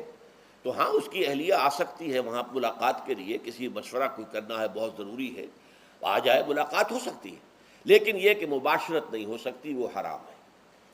فرمایا وَلَا تُبَاشِرُوهُنَّ وَأَنْتُمْ عَاكِفُونَ فِي الْمَسَاجِدِ تِلْكَ حُدُودُ اللَّهِ، یہ اللہ کی حدود ہیں، شریعت اسلامی کی یہ حدود ہیں. فَلَا تَقْرَبُوهَا، تو ان کے قریب تک مت جاؤ. قرآن مجید میں اس اعتبار سے دو انداز تعبیر ہے کہ اللہ کی حدود ہے فَلَا تَعْتَدُوهَا، یہ اللہ کی حدود ہیں، ان سے تجاوز نہ کرو، اس حد کو پھلانگ نہ جاؤ، اس حد سے آگے نہ گزر جاؤ. یہاں ہے تقربوہا، اللہ تعالیٰ کی حدود کے قریب تک نہ جاؤ.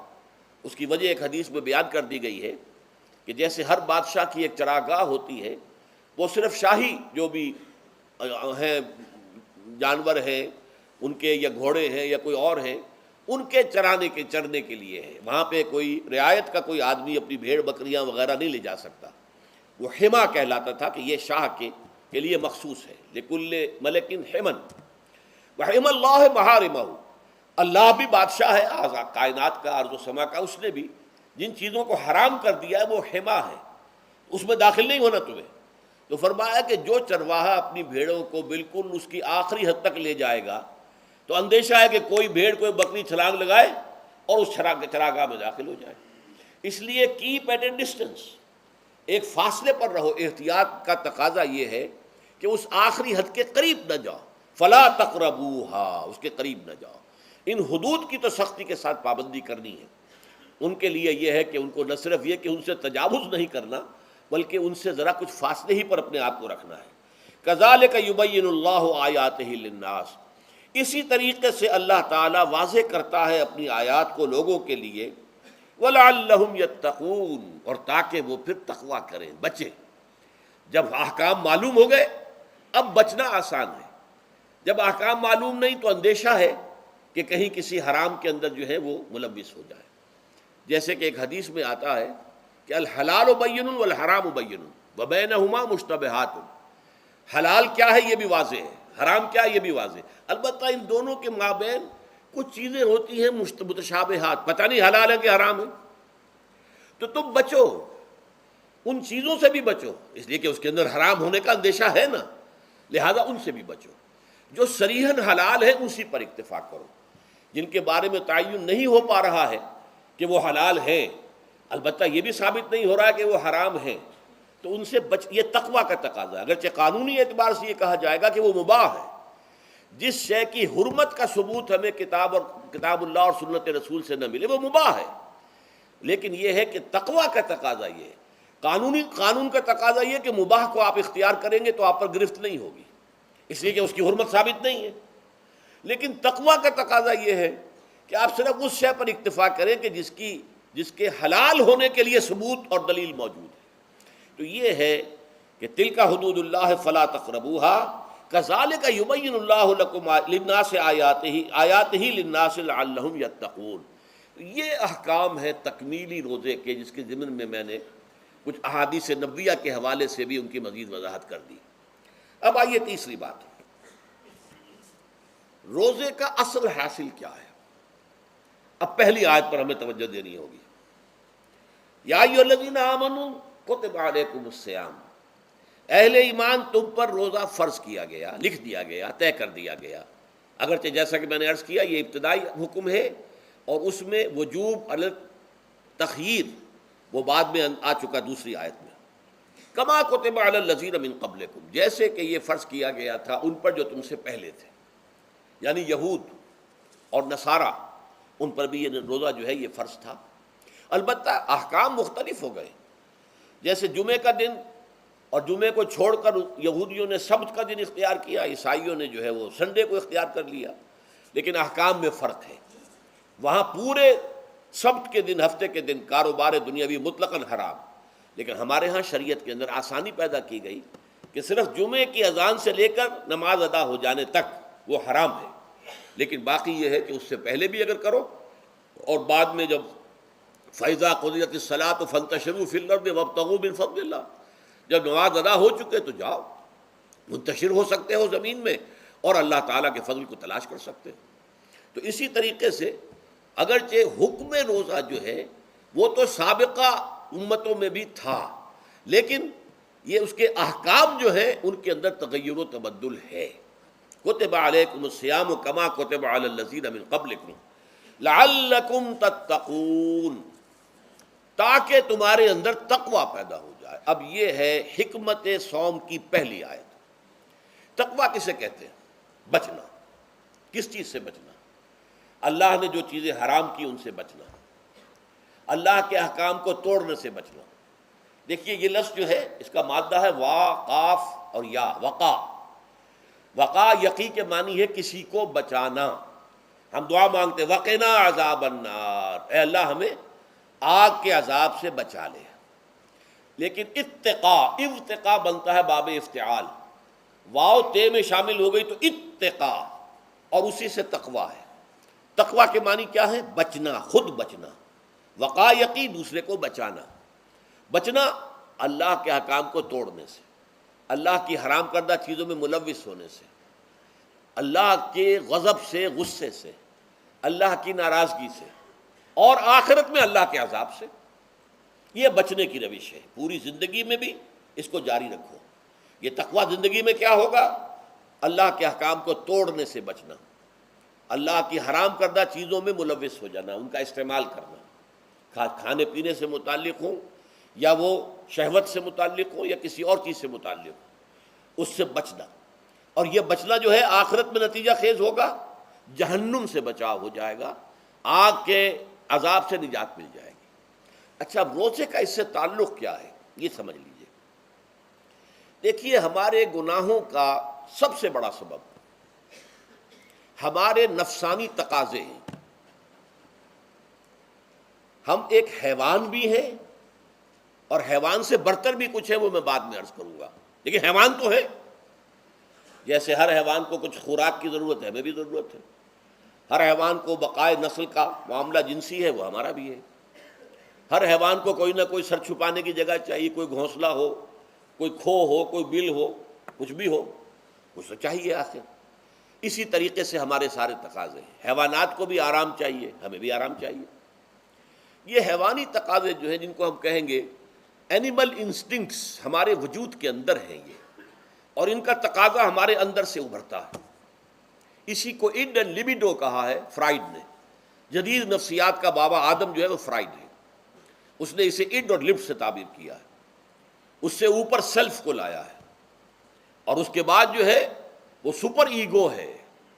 تو یہ تین درجے اس نے متعین کیے ہیں، اور میں اس کی دقت نظر، ایکیوٹی آف آبزرویشن کا بہت قائل ہوں۔ اگرچہ نظریات کا جو نتیجہ اس نے نکالا ہے وہ غلط ہے، لیکن ایکویٹی آف آبزرویشن کا قائل ہوں کہ اس نے انسانی شخصیت کے 3 لیولز کو آئیڈینٹیفائی کیا ہے۔ یہی 3 لیولز ہمارے ہاں ہیں، نفس، قلب، روح، یہ 3 لیولز ہیں۔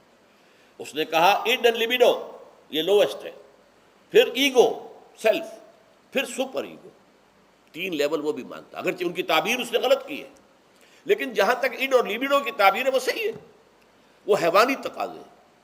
اچھا، ان حیوانی تقاضوں کے بارے میں یہ بات بالکل واضح رہنی چاہیے کہ یہ اندھے بہرے ہیں۔ انہیں صرف اپنی گریٹیفیکیشن، اپنے تسکین سے جو ہے ساری بحث ہے، اس سے کوئی غرض نہیں کہ حلال ذریعے سے ہو، حرام ذریعے سے ہو۔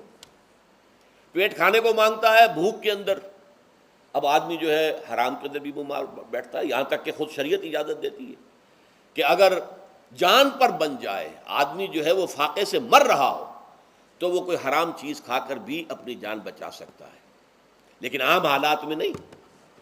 لیکن ہو سکتا ہے ہمارا چٹخارا جو ہے وہ حرام کی طرف ہمیں لے جائے۔ کسی کو واقعتاً اللہ نہ کرے کہ سور کے گوشت کا چسکا لگ جائے، وہ اس کے بغیر بچتا ہی نہیں، کھاتا ہے۔ شراب کی عادت ہو گئی، پیتا ہے، یہ نہیں۔ تو ہمارا پیٹ مانگتا ہے، اور اسے اس سے غرض نہیں کہ حلال سے کھایا ہے یا حرام سے کھایا ہے۔ ہماری شہوت اپنی تسکین چاہتی ہے، اسے اس سے غرض نہیں کہ حلال سے یا حرام سے، جائز سے یا ناجائز سے۔ اسی طریقے سے ہمارے تمام تقاضے جو حیوانی ہیں ایک تو یہ کہ بہت زوردار ہیں، اور چونکہ وہ اندھے بہرے ہیں لہذا جو قرآن میں کہا گیا ان النفس لامارۃ بالسوء، یہ نفس تو بدی کا حکم دیتا ہی ہے، یہ گویا کہ اس کے اندر رجحان جو ہے انہیرنٹ ہے کہ وہ بدی کی طرف انسان کو ترغیب دلاتا ہے، چاہے وہ اپنی ضروریات سے متعلق ہو، چاہے چٹخاروں سے متعلق ہو، چاہے جو بھی لذت اسے درکار ہے اس سے متعلق ہو، چاہے وہ جنسی لذت ہے اور چاہے وہ طعام کی، یعنی جسے ہم کہتے ہیں کہ انسان جو ہے وہ اپنے پیٹ اور فرج کا غلام بن کر رہ جائے، اس لیے کہ جو تقاضا بھی آیا ہے اس کو وہ پورا کر رہا ہے۔ یہ جو کیفیت انسان کی ہے اس کے لیے ایک مشق جو ہے وہ روزہ فراہم کرتا ہے۔ روزے کے آپ نے 12 13 14 گھنٹے کا بھی روزہ ہوتا ہے، بعض جگہوں پر 16 17 گھنٹے کا روزہ ہوتا ہے۔ اس عرصے میں آپ اپنے نفس کو حلال چیزوں سے بھی روکے رکھتے ہیں۔ اس منہ زور گھوڑے کو جو ہے آپ اس کی لگام کس کر رکھتے ہیں کہ حلال بھی نہیں کھانے دے رہے، بھوک لگی ہوئی ہے، کھانا بہترین موجود ہے، نہیں کھا سکتے، اللہ کا حکم نہیں ہے، اللہ کی اجازت نہیں۔ شدید پیاس ہے، بہترین مشروبات فریج میں رکھی ہوئی ہے، نہیں کھا سکتے، نہیں پی سکتے، جائز نہیں ہے، حالانکہ حلال ہے، حرام نہیں ہے۔ بیوی موجود ہے، یا جیسے کہ لونڈیوں کا معاملہ ہوتا تھا، لونڈی موجود ہے، لیکن نہیں، آپ اپنی شہوت جو ہے وہ اس سے پوری نہیں کر سکتے۔ یہ پابندیاں نفس کے اوپر لگانا یہ ایک مشق ہے، یہ ایک ریاضت ہے۔ اس ریاضت کا حاصل یہ ہونا چاہیے کہ انسان بقیہ 11 مہینوں میں اپنے آپ کو حرام سے تو بچائے نا۔ یہاں وہ حلال سے رکا ہوا ہے اللہ کے حکم سے، کہ حلال چیز بھی نہیں کھا رہا، دن بھر نہیں پی رہا، دن بھر نہیں اپنی کوئی شہوت پوری کر رہا، دن بھر حلال ذرائع سے بھی، تو اس سے اس کے اندر یہ ایک اس کو ہم کہیں گے سیلف کنٹرول پیدا ہو جائے، اپنے نفس کو قابو میں کر لے۔ یہ گویا کہ اس کا سب سے پہلا اس روزے کی ریاضت، روزے کی مشق کے حوالے سے یہ اس کی حکمت ہوئی کہ اس سے کے ذریعے سے انسان میں سیلف کنٹرول پیدا ہو رہا ہے، ضبط نفس۔ یہاں پہ تھوڑی سی میں وضاحت کر دوں، رہبانیت کے اندر آپ کو معلوم ہے کہ سیلف اینیہیلیشن، انگریزی الفاظ جو ہیں وہ زیادہ بعض لوگوں کے لیے واضح ہوں گے، نفس کشی، نفس کو کچل دینا، ختم کر دینا، مار دینا، یہ رہبانیت میں ہوتا ہے، اسلام میں نہیں۔ اسلام کا نظام بڑا متوازن ہے۔ ان لنفسک علیک حقا وان لزوجک علیک حقا وان لزورک علیک حقا۔ حضور نے فرمایا دیکھو تمہارے نفس کا بھی تم پر حق ہے، اسے مناسب حد تک آرام دینا بھی تمہارے ذمے ہے، اسے غذا بہم پہنچانا بھی تمہارے ذمے ہے۔ فرق صرف کیا ہے، حلال سے ہو حرام سے نہ ہو۔ اس کی شہوت کو پورا کرنا بھی تمہارے ذمے ہے، فرق صرف کیا ہے، جائز راستے سے ہو حرام سے نہ ہو۔ اس کا نام ضبط نفس ہے، سیلف اینیہیلیشن، نفس کو کچل دینا۔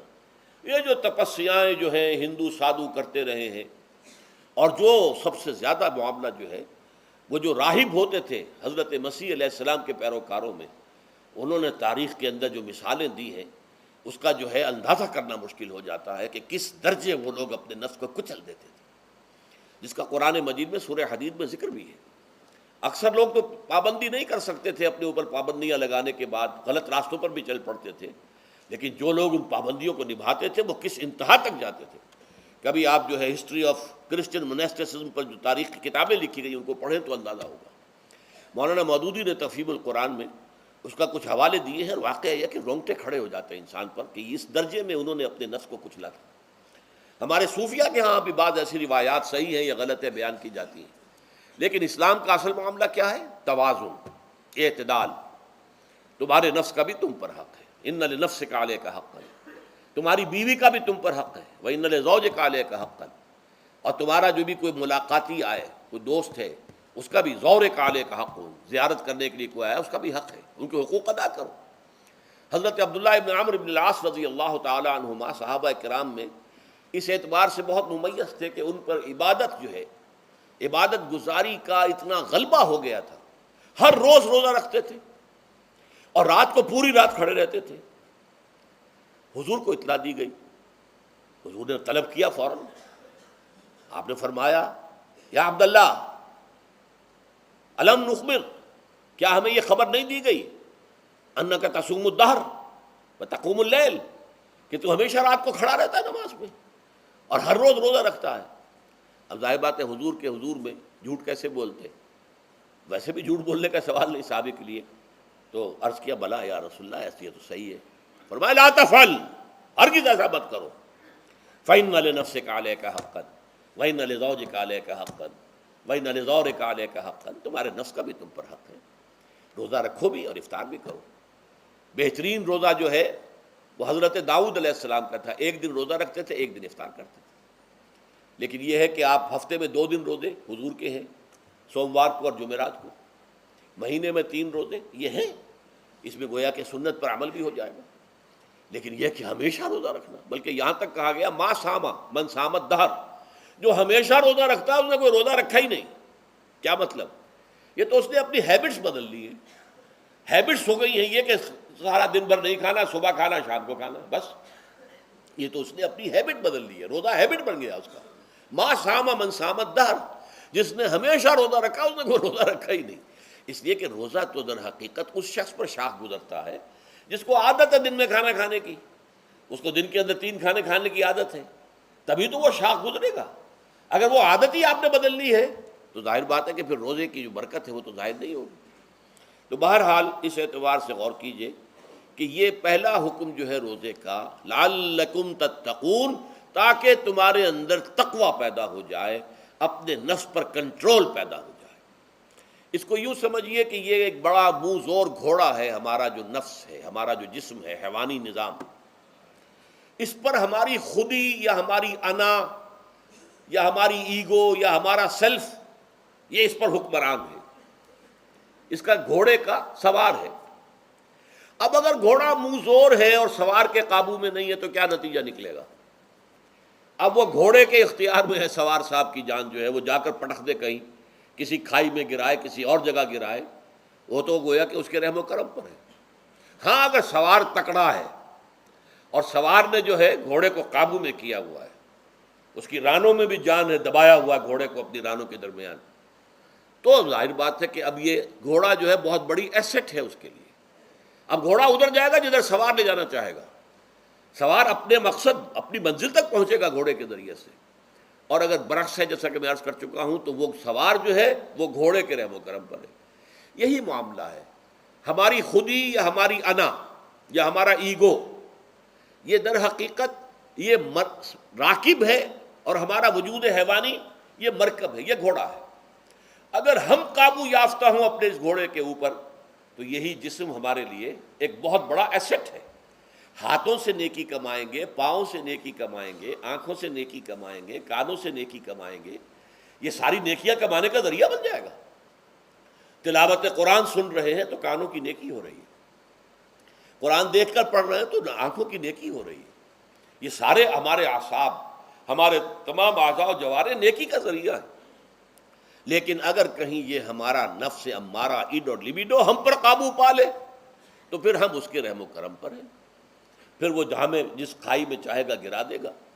تو اس اعتبار سے روزہ مجرد، ابھی روزے کی بات ہو رہی ہے، وہ روزہ خاص طور پر کہ جس کا حکم پہلے دیا گیا تھا، ایام معدودات، اس کے بارے میں اس کی حکمت، مجرد روزے کی حکمت کیا ہے؟ ضبط نفس. اسی ضبط نفس کا دوسرا نام تقویٰ ہے. آپ اپنے نفس پر قابو یافتہ ہیں اور پھر اللہ کے سامنے جھک رہے ہیں. یہ ہوئی نا اصل بات. آپ اللہ کے سامنے تو جھک رہے ہیں، اے اللہ میں تیری ہی بندگی کرتا ہوں اور کروں گا، نفس پر قابو ہے ہی نہیں، تو آپ کا یہ کہنا محمل ہو جائے گا. نفس کا تقاضا ابھرے گا اور آپ اس کے آگے ہاتھ جوڑ کر کھڑے ہو جائیں گے. تو گویا کہ جو آپ نے کہا تھا ایاک نعبد و ایاک نستعین، اس کی پیروی کرنا، اس کو پورا کرنا، اس کا تقاضا بجا لانا آسان کام نہیں ہے. چبھی گویم مسلمانم بلرزم کہ دانم مشکلات لا الارا. جب میں کہتا ہوں کہ میں مسلمان ہوں تو مجھ پر کب کب کی طاری ہوتی ہے، اس لیے کہ مجھے معلوم ہے کہ لا الہ کہنے کا مقصد کیا ہے اور مطلب کیا ہے، اس کے تقاضے کیا ہیں. تو روزہ مجرد روزے کی غرض و غایت تقویٰ یا ضبط نفس، یعنی سیلف کنٹرول، اور اس سیلف کنٹرول کے ساتھ اپنے پورے وجود کو اللہ کے سامنے جھکا دینا، یہ عبادت ہے. اب آئیے اس عبادت کے لیے، روزے کے لیے رمضان کا مہینہ کیوں منتخب کیا گیا بالآخر؟ پہلے تو وہ ہر مہینے کے 3 دن تھے، بالآخر مستقل تا قیام قیامت اور رمضان کا مہینہ ہے. اس کی علت کیا ہے؟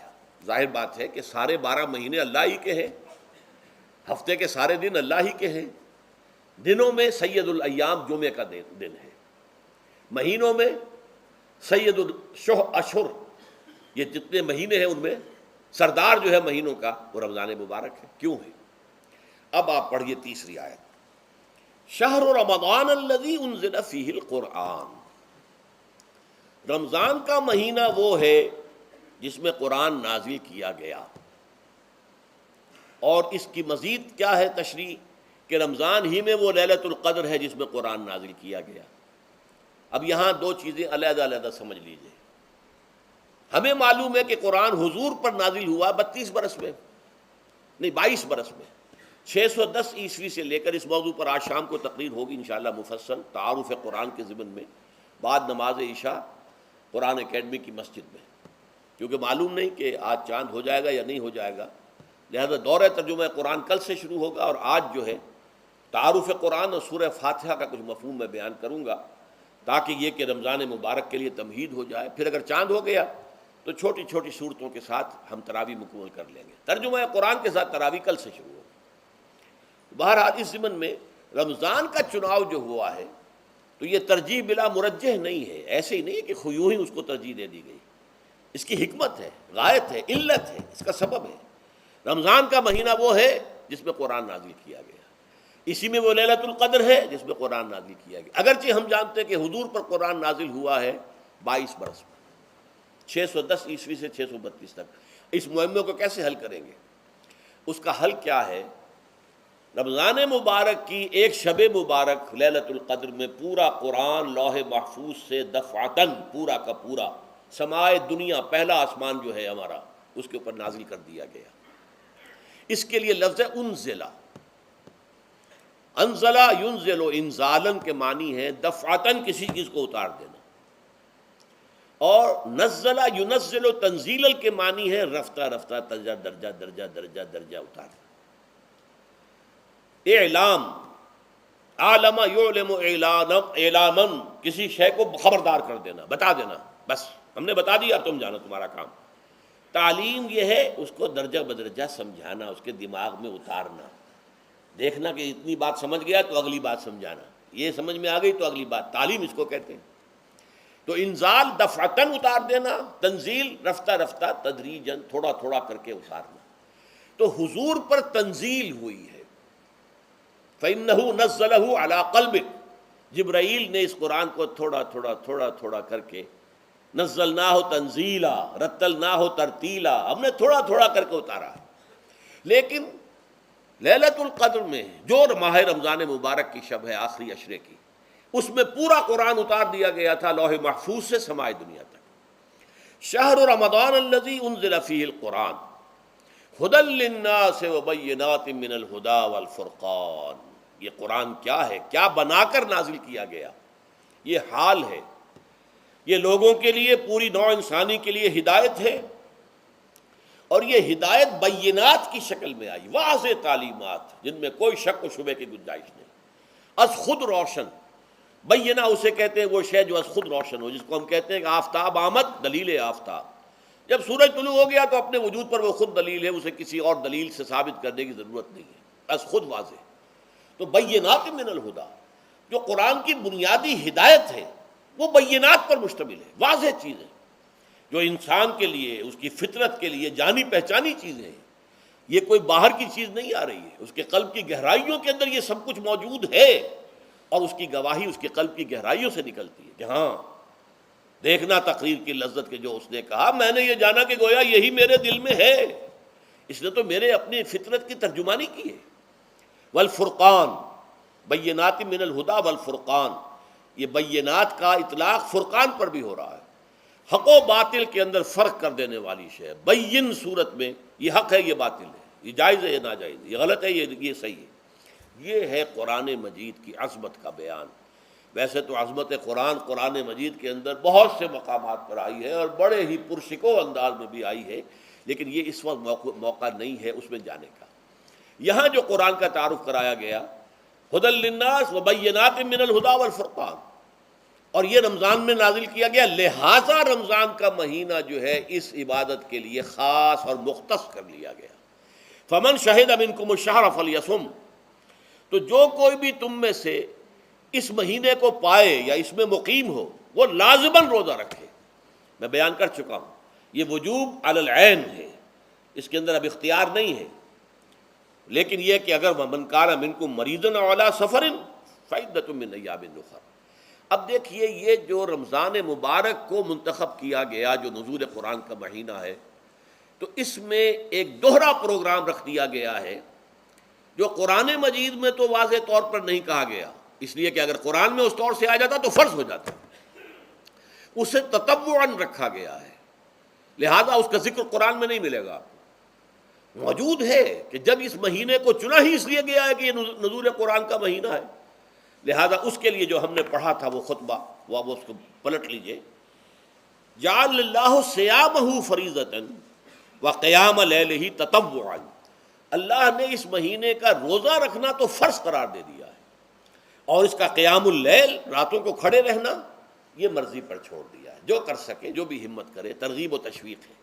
اب دیکھیے ترغیب و تشویق کے لیے دوسری حدیث جو یہاں پر ہے، عن ابی ہریرہ رضی اللہ عنہ قال، حضرت ابو ہریرہ سے مروی ہے رضی اللہ عنہ کہ انہوں نے فرمایا قال رسول اللہ صلی اللہ علیہ وسلم، کہ اللہ کے رسول نے فرمایا صلی اللہ علیہ وسلم، من صام رمضان ایمانا و احتسابا غفر له ما تقدم من ذنبہ، جس نے رمضان میں روزے رکھے ایمان کے ساتھ، یقین کے ساتھ اور احتساب، اللہ سے اس کے اجر کی امید میں، غفر له ما تقدم من ذنبہ، اس کے پچھلے تمام گناہ معاف ہو جاتے ہیں۔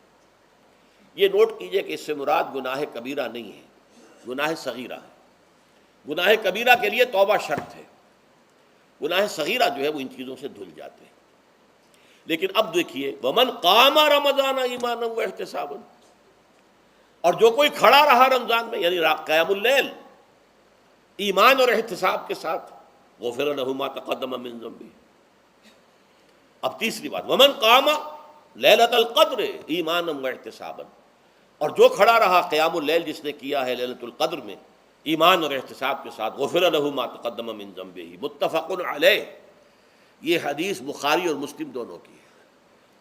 اب یہاں جو بات میں چاہتا ہوں کہ آپ پر واضح ہو جائے، اس حدیث میں دونوں چیزوں کو پیرلل لایا گیا، من قام رمضان من صام رمضان، پیرلل، بالکل متوازی، ہم وزن اعتبار سے، من صام رمضان ایمانا و احتسابا غفر له ما تقدم من ذنبہ، من قام رمضان ایمانا و احتسابا غفر له ما تقدم من ذنبہ۔ اب سوال پیدا ہوتا ہے قیام اللیل سے مراد کیا ہے؟ یہاں پہ میں ذرا تراویح کا جو پس منظر ہے وہ بیان کر دینا چاہتا ہوں۔ دیکھیے جیسا کہ ہم نے خطبے میں بھی دیکھ لیا، اللہ نے قیام اللیل جو ہے اسے فرض نہیں ٹھہرایا، تطوعا، قرآن مجید میں بھی اس کا کوئی ذکر نہیں، احادیث میں اس کی تشویق و ترغیب پوری موجود ہے، ایک اور حدیث بھی ہم بعد میں پڑھیں گے اس پر۔ اس کا پس منظر کیا تھا کہ اس کو چھوڑ دیا گیا۔ اب ظاہر بات ہے مسلمانوں میں کمزور بھی ہیں، مسلمانوں میں وہ مزدوری کرنے والے بھی ہیں، روزہ تو فرض ہے ان پر، چاہے مئی کا مہینہ ہے اور گندم کاٹنی ہے، روزہ تو پھر بھی رکھنا ہوگا، یہ سب کچھ ہے، لیکن یہ کہ رات کو پھر کھڑے رہنا ان کے لیے، جاگنا ممکن نہیں، لہذا ان کے اوپر یہ چیز فرض نہیں۔ حضور نے تراویح کی نماز یا قیام اللیل نہ اسے فرض قرار دیا، نہ اس کے بعد جماعت کوئی اہتمام کیا مستقل، صرف 3 راتیں آپ نے جماعت کروائی ہے، اس میں 8 رکعتیں آپ نے پڑھی ہیں کہ جو آپ کا معمول تھا تہجد کا وہ پڑھی، اور تہجد کے وقت ہی جماعت کرائی ہے۔ یہ ہے وہ حدیث۔ اس کے علاوہ کسی نماز تراویح جو ہے جو ہم پڑھتے ہیں 20 رکعتیں عشاء کے ساتھ متصل، اس کا کوئی ذکر نہ دور نبوی میں ہے نہ دور صدیق اکبر میں ہے۔ یہ دور حضرت عمر کی خلافت میں ہوا ہے، اور ہم نہیں کہہ سکتے کتنے سال کے بعد ہوا ہے۔ حضرت عمر رضی اللہ تعالیٰ عنہ کی خلافت کا دور جو ہے وہ تو 10 برس ہے، ہو سکتا ہے 5 برس کے بعد ہوا ہو، 6 برس کے بعد ہوا ہو، 12 ہوا ہے ان کے عہد میں۔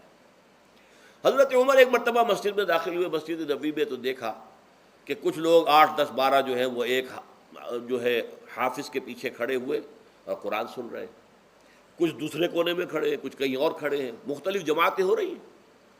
تو انہوں نے سوچا کہ کیوں نہ ان سب کو ایک امام کے پیچھے جمع کر دیا جائے، اور اس کے لیے لوگوں کی سہولت کے لیے عشاء کے ساتھ متصل رکھ دیا جائے. اس لیے کہ تہجد کے وقت اٹھنا جو ہے وہ تو ہر کس و ناقص کا کام نہیں ہے، کہ عشاء کے بعد اگر تھوڑا سا اضافی وقت ہو صرف، تو یہ ہر شخص کر لے گا، مزدور بھی کر لے گا. لہذا آپ نے یہ نظام تجویز فرمایا کہ عشاء کے متصلاً بعد 20 رکعت نماز پڑھی جائے اور ایک امام کے پیچھے پڑھی جائے. یہ گویا کہ اجتہاد ہے حضرت عمر رضی اللہ تعالی عنہ. اس کو آپ نے خود بدعت بھی قرار دیا ہے، لیکن بدعت حسنہ. بدعت کس اعتبار سے؟ لغوی اعتبار سے، نئی بات، اس لیے کہ حضور کے زمانے میں نہیں تھی، تو یہ اس طریقے سے ایک نئی بات ہے. لیکن یہ بات چونکہ بہت اچھی ہے، بہت عمدہ ہے.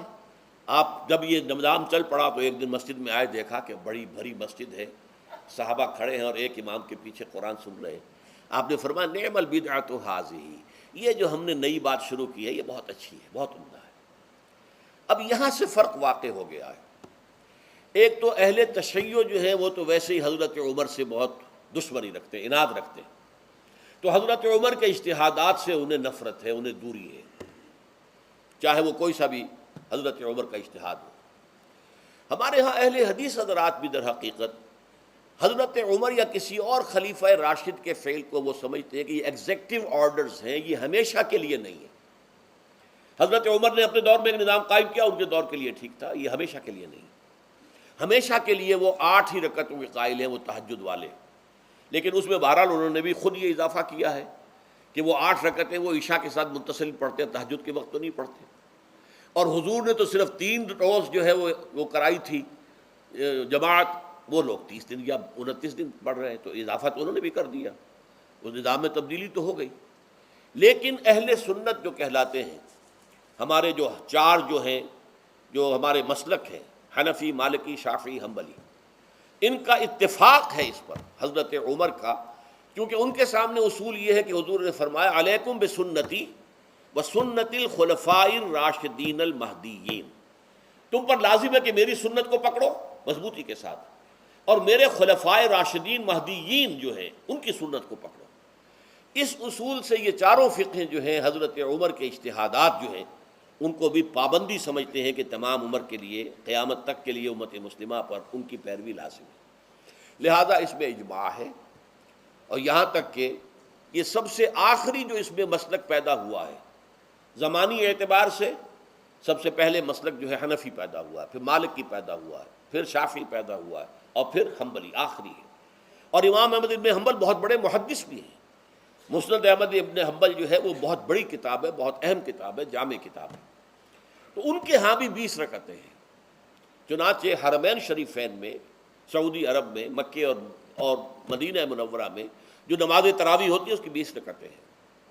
لیکن اہل حدیث حضرات جو ہیں وہ اس 8 کے اوپر اکتفا کرتے ہیں. بہرحال یہ ایک اختلاف ہے جو میں نے اس کا پس منظر بیان کر دیا. لیکن اس 20 رکعت نماز سے ادا کرنے سے، جو کہ زیادہ سے زیادہ 50 منٹ یا 1 گھنٹہ لگتا ہے، اس سے وہ قیام اللیل کا حق ادا نہیں ہوتا. قیام اللیل کا تو کچھ اور ہی تقاضا ہے. قیام کسے کہتے ہیں؟ یہ سورہ مزمل سے واضح ہوتا ہے. یا ایھا المزمل قم اللیل الا قلیلا نصفہ او انقص منہ قلیلا او زد علیہ ورتل القرآن ترتیلا. آدھی رات یا آدھی رات سے کچھ کم، یعنی تہائی رات، یا آدھی رات سے کچھ زائد، 2/3 رات، یہ ہے قیام اللیل. چنانچہ سورہ مزمل ہی کی آخری آیت جو دوسرا رکوع مشتمل ہے جس پر، اس میں صاف کہہ دیا گیا ان ربک یعلم انک تقوم ادنی من ثلثی اللیل ونصفہ وثلثہ وطائفۃ من الذین معک. اے اللہ کے نبی، اللہ خوب واقف ہے کہ آپ بھی اور آپ کے ساتھ ایک جماعت بھی رات کو کھڑی رہتی ہے، 2/3 رات یا آدھی رات یا 1/3 رات. تو یہ سارا معاملہ جو ہے قیام اللیل کا، گویا کہ کم سے کم 1/3 رات پر اس کا اطلاق ہو سکے گا، یہ نہیں کہ 1 گھنٹے. اب اس کے ضمن میں دیکھیے حدیث پڑھیے. تیسری حدیث ہے ان عبداللہ ابن عمرو ابن العاص رضی اللہ تعالی عنہ. یہ وہی عبداللہ ابن عمرو ہے جن کی میں نے آپ کو حدیث پہلے سنائی ہے. یہ ساری رات کھڑے رہتے تھے، پوری رات، اور ہر روز روزہ رکھتے تھے، جس پر حضور نے منع کیا، لا تفعل، مت کرو ایسا. رضی اللہ عنہما، یہ خود بھی صحابی ہیں اور ان کے والد عمرو بن العاص بھی صحابی ہیں۔ ان رسول اللہ صلی اللہ علیہ وسلم قال، کہ اللہ کے رسول صلی اللہ علیہ وسلم نے فرمایا، الصیام والقرآن یشفعان للعبد، روزہ اور قرآن بندے کے حق میں شفاعت کریں گے۔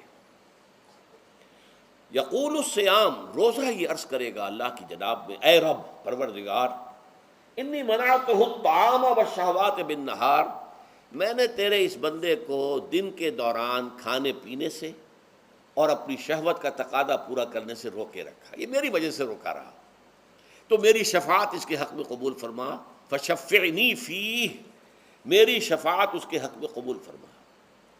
ویقول القرآن، قرآن کیا کہے گا، منعتہ النوم باللیل، میں نے اسے رات کے وقت سونے سے، نیند سے روکے رکھا، فشفعنی فیہ، تو اس کے حق میں میری شفاعت قبول فرما۔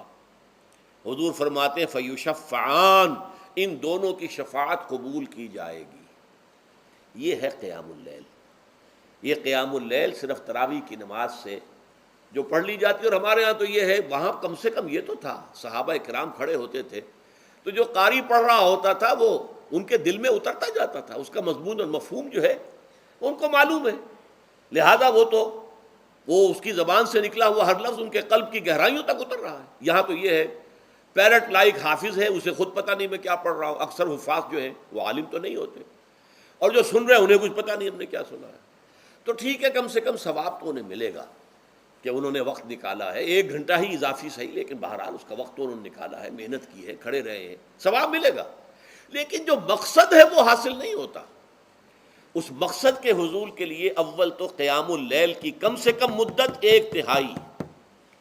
اگر کوئی شخص فرض کیجئے کہ اس کے ہاں کوئی اور انتظام نہیں ہے، جیسا کہ ہمارے ہاں ہم نے انتظام کیا ہے، بڑے بڑے شہروں میں دورہ ترجمہ قرآن، اس میں ہمیں 5 گھنٹے لگ جاتے ہیں، نصف شب کے قریب جو ہے معاملہ ہو جاتا ہے۔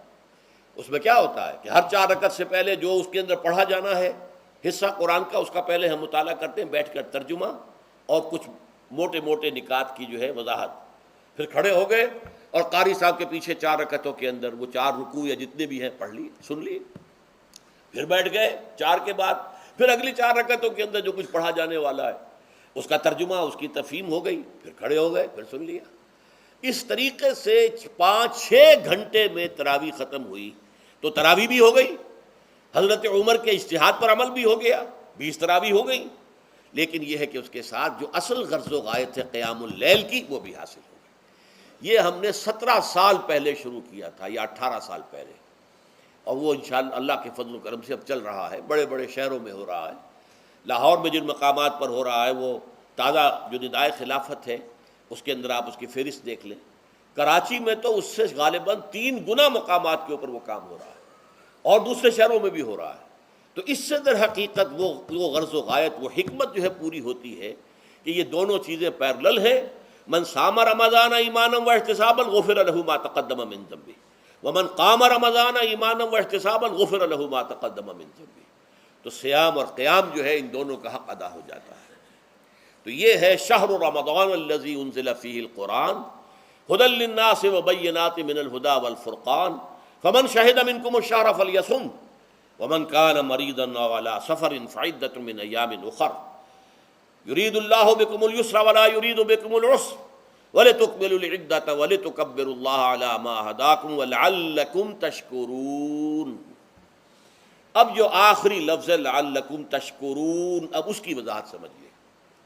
اور رمضان کے یہ 2 پروگرام جب پیرلل ہو جائیں گے، جب دونوں کی پابندی کی جائے گی، تو اس کا حاصل کیا ہے؟ اس بات کو سمجھنے کے لیے سب سے پہلے آپ اس کو سمجھیے کہ جسے ہم خود ہی کہہ رہے تھے، جسے ہم سیلف کہہ رہے تھے، اپنی انا کو مضبوط کرنا، سیلف کنٹرول، ایگو جو ہے وہ پوری طرح قابو یافتہ ہو اڈ اور لیبیڈو پر، اصل میں اس سے مراد کیا ہے؟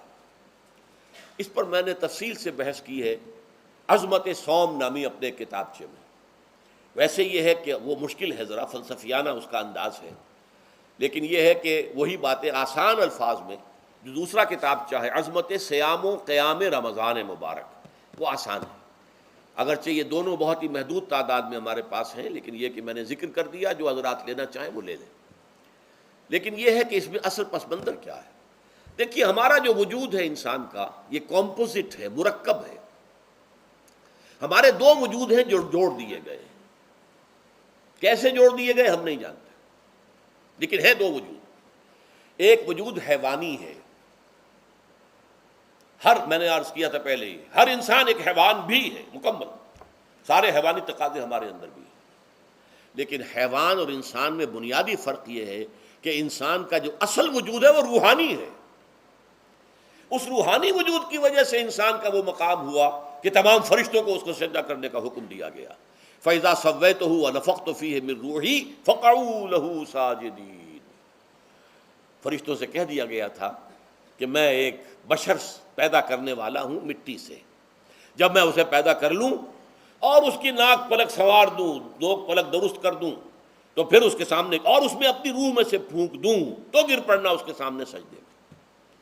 حیوان انسان اور انسان روحانی یہ دونوں مل کر اب آدم بنے ہیں. نمبر 2، اس حیوان انسان کا وجود زمین سے ہے، مٹی سے پیدا کی، مٹی سے، گارے سے، طین لازب سے، چپچکانے والے گارے سے، وہ جس میں کہ بدبو پیدا ہو جائے، یہ ساری باتیں کہی گئی ہیں. اور سائنس بھی کہتی ہے مٹی سے پیدا ہوئے. کیسے پیدا ہوئے اس میں اختلاف ہے، لیکن یہ کہ ہے مٹی ہماری اوریجن. قرآن بھی کہتا ہے اور سائنس بھی کہتی ہے. اور ہمارے وجود کو جب وہ تھک جائے، مزمحل ہو جائے، اس کی انرجی کم ہو جائے، تو اس کے لیے جو غذا ہے، جو تقویت ہے، وہ بھی ساری زمین سے آ رہی ہے. آپ نے پھل کھائے، آپ نے گندم کھائی، آپ نے چاول کہاں سے آ رہے ہیں؟ اچھا بکری کا گوشت کھایا تو بکری کا گوشت کس چیز سے بنا ہے؟ اس نے گھاس کھائی ہے، اس نے پتے کھائے ہیں، وہیں سے تو بنا ہے نا. الٹیمیٹ سورس آپ کے وجود حیوانی کے لیے جو آ رہی ہے وہ زمین ہے. وجود روحانی کو بھی تقویت کی ضرورت ہے، وہ بھی مزمحل ہوتی ہے، کمزور ہو جاتی ہے. خاص طور پر جب کہ وجود حیوانی کا اس پر غلبہ ہو جائے تب تو یوں سمجھیے کہ وہ بالکل بے ہوش ہو کر موت کے قریب پہنچ جاتی ہے. اس کی تقویت، اس کی غذا وہیں سے آئی ہے جہاں سے روح آئی ہے. وہ کلام ربانی ہے، روح ربانی. نفخت فیہ من روحی، من روحی، من روحی. میں پھونک دوں اس میں اپنی روح میں سے. روح کا تعلق ذات باری تعالیٰ کے ساتھ ہے. اسی طرح کلام ربانی کہاں سے آیا ہے؟ اللہ تعالیٰ کے پاس سے آیا ہے. یہ اس کی تقویت کا ذریعہ ہے. اب عام حالات میں کیا ہوتا ہے؟ ہمارا یہ وجود حیوانی چھایا ہوا ہے ہمارے وجود کے اوپر. بیچاری روح جو ہے دبی رہتی ہے، پسی رہتی ہے. اگر خدا نے خواستہ ہم گناہ گار بھی ہیں، گناہ پر گناہ کا ارتکاب کر رہے ہیں، تو وہ روح جو ہے وہ قلب کے آئینے شیشے کے اندر ہے. فیہا مصباح، المصباح فی زجاجہ، الزجاجہ کأنہا کوکب دری. قلب جو ہے شیشے کے مانند ہے جس کے اندر روح کا چراغ جل رہا ہے. اب اگر یہ اوپر جو شیشہ ہے اس پر دھواں آ گیا، لالٹین کی چمنی پر دھواں آ گیا، تو اب روشنی باہر تو نہیں آئے گی. اگر انسان گناہ کرتا ہے تو قلب پر رین، زنگ آ جاتا ہے، یا حضور نے فرمایا ایک داغ لگ جاتا ہے.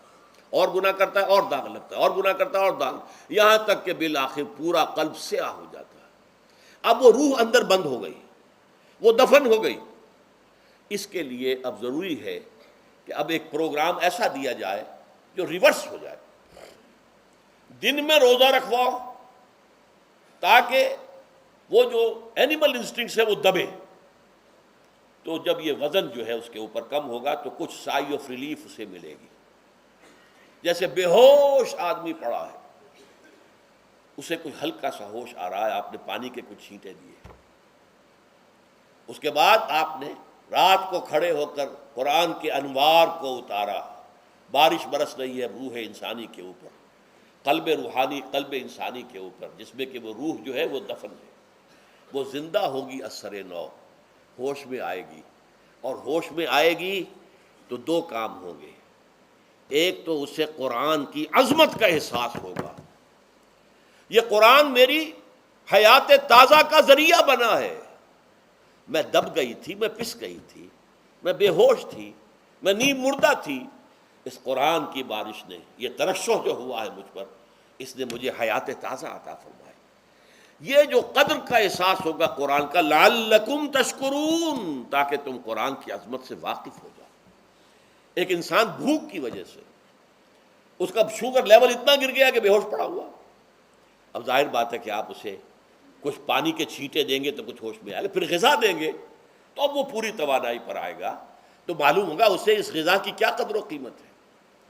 اگر آپ کو بھوک ہی نہیں لگتی تو غذا بے معنی شے ہے، پیاس ہی نہ لگے تو آپ کو کیا معلوم کہ اس پانی کے اندر کتنی بڑی عظمت ہے، یہ میرے لیے کتنا بڑا انعام و احسان ہے اللہ کا۔ وہ تو پیاس پر جان پر بنی ہوئی ہو، اور پیاس اس وقت آپ کو ایک گھونٹ پانی کوئی دے دے تو آپ کو معلوم ہوگا دنیا و مافیہ سے بڑھ کر ہے یہ ایک گھونٹ پانی جو مجھے ملا ہے۔ اسی طرح جب روح دبی ہوئی تھی حیوانی وجود کے بوجھ تلے، جبکہ وہ نیم خوابیدہ یا نیم بے ہوش یا بالکل بے ہوش تھی، وہ دن میں تو روزہ رکھ کر اس پر سے حیوانی وجود کا وزن کم کیا گیا، اسے ایک ریلیف ملی۔ رات کو قرآن مجید کے انوار و برکات اس میں جذب کیے گئے تو اس کو پوری توانائی حاصل ہوئی۔ اس پوری توانائی کا پہلا نتیجہ تشکر، قرآن کا شکر، الحمدللہ الذی انزل علی عبدہ الکتاب ولم یجعل لہ عوجا۔ پھر وہ قلب کی گہرائیوں سے نکلے گا، سارا شکر اس اللہ کے لیے جس نے اپنے بندے پر صلی اللہ علیہ وسلم کتاب نازل کی اور اس میں کوئی کجی نہیں رکھی، کسی طرح کی ایش پیچ نہیں۔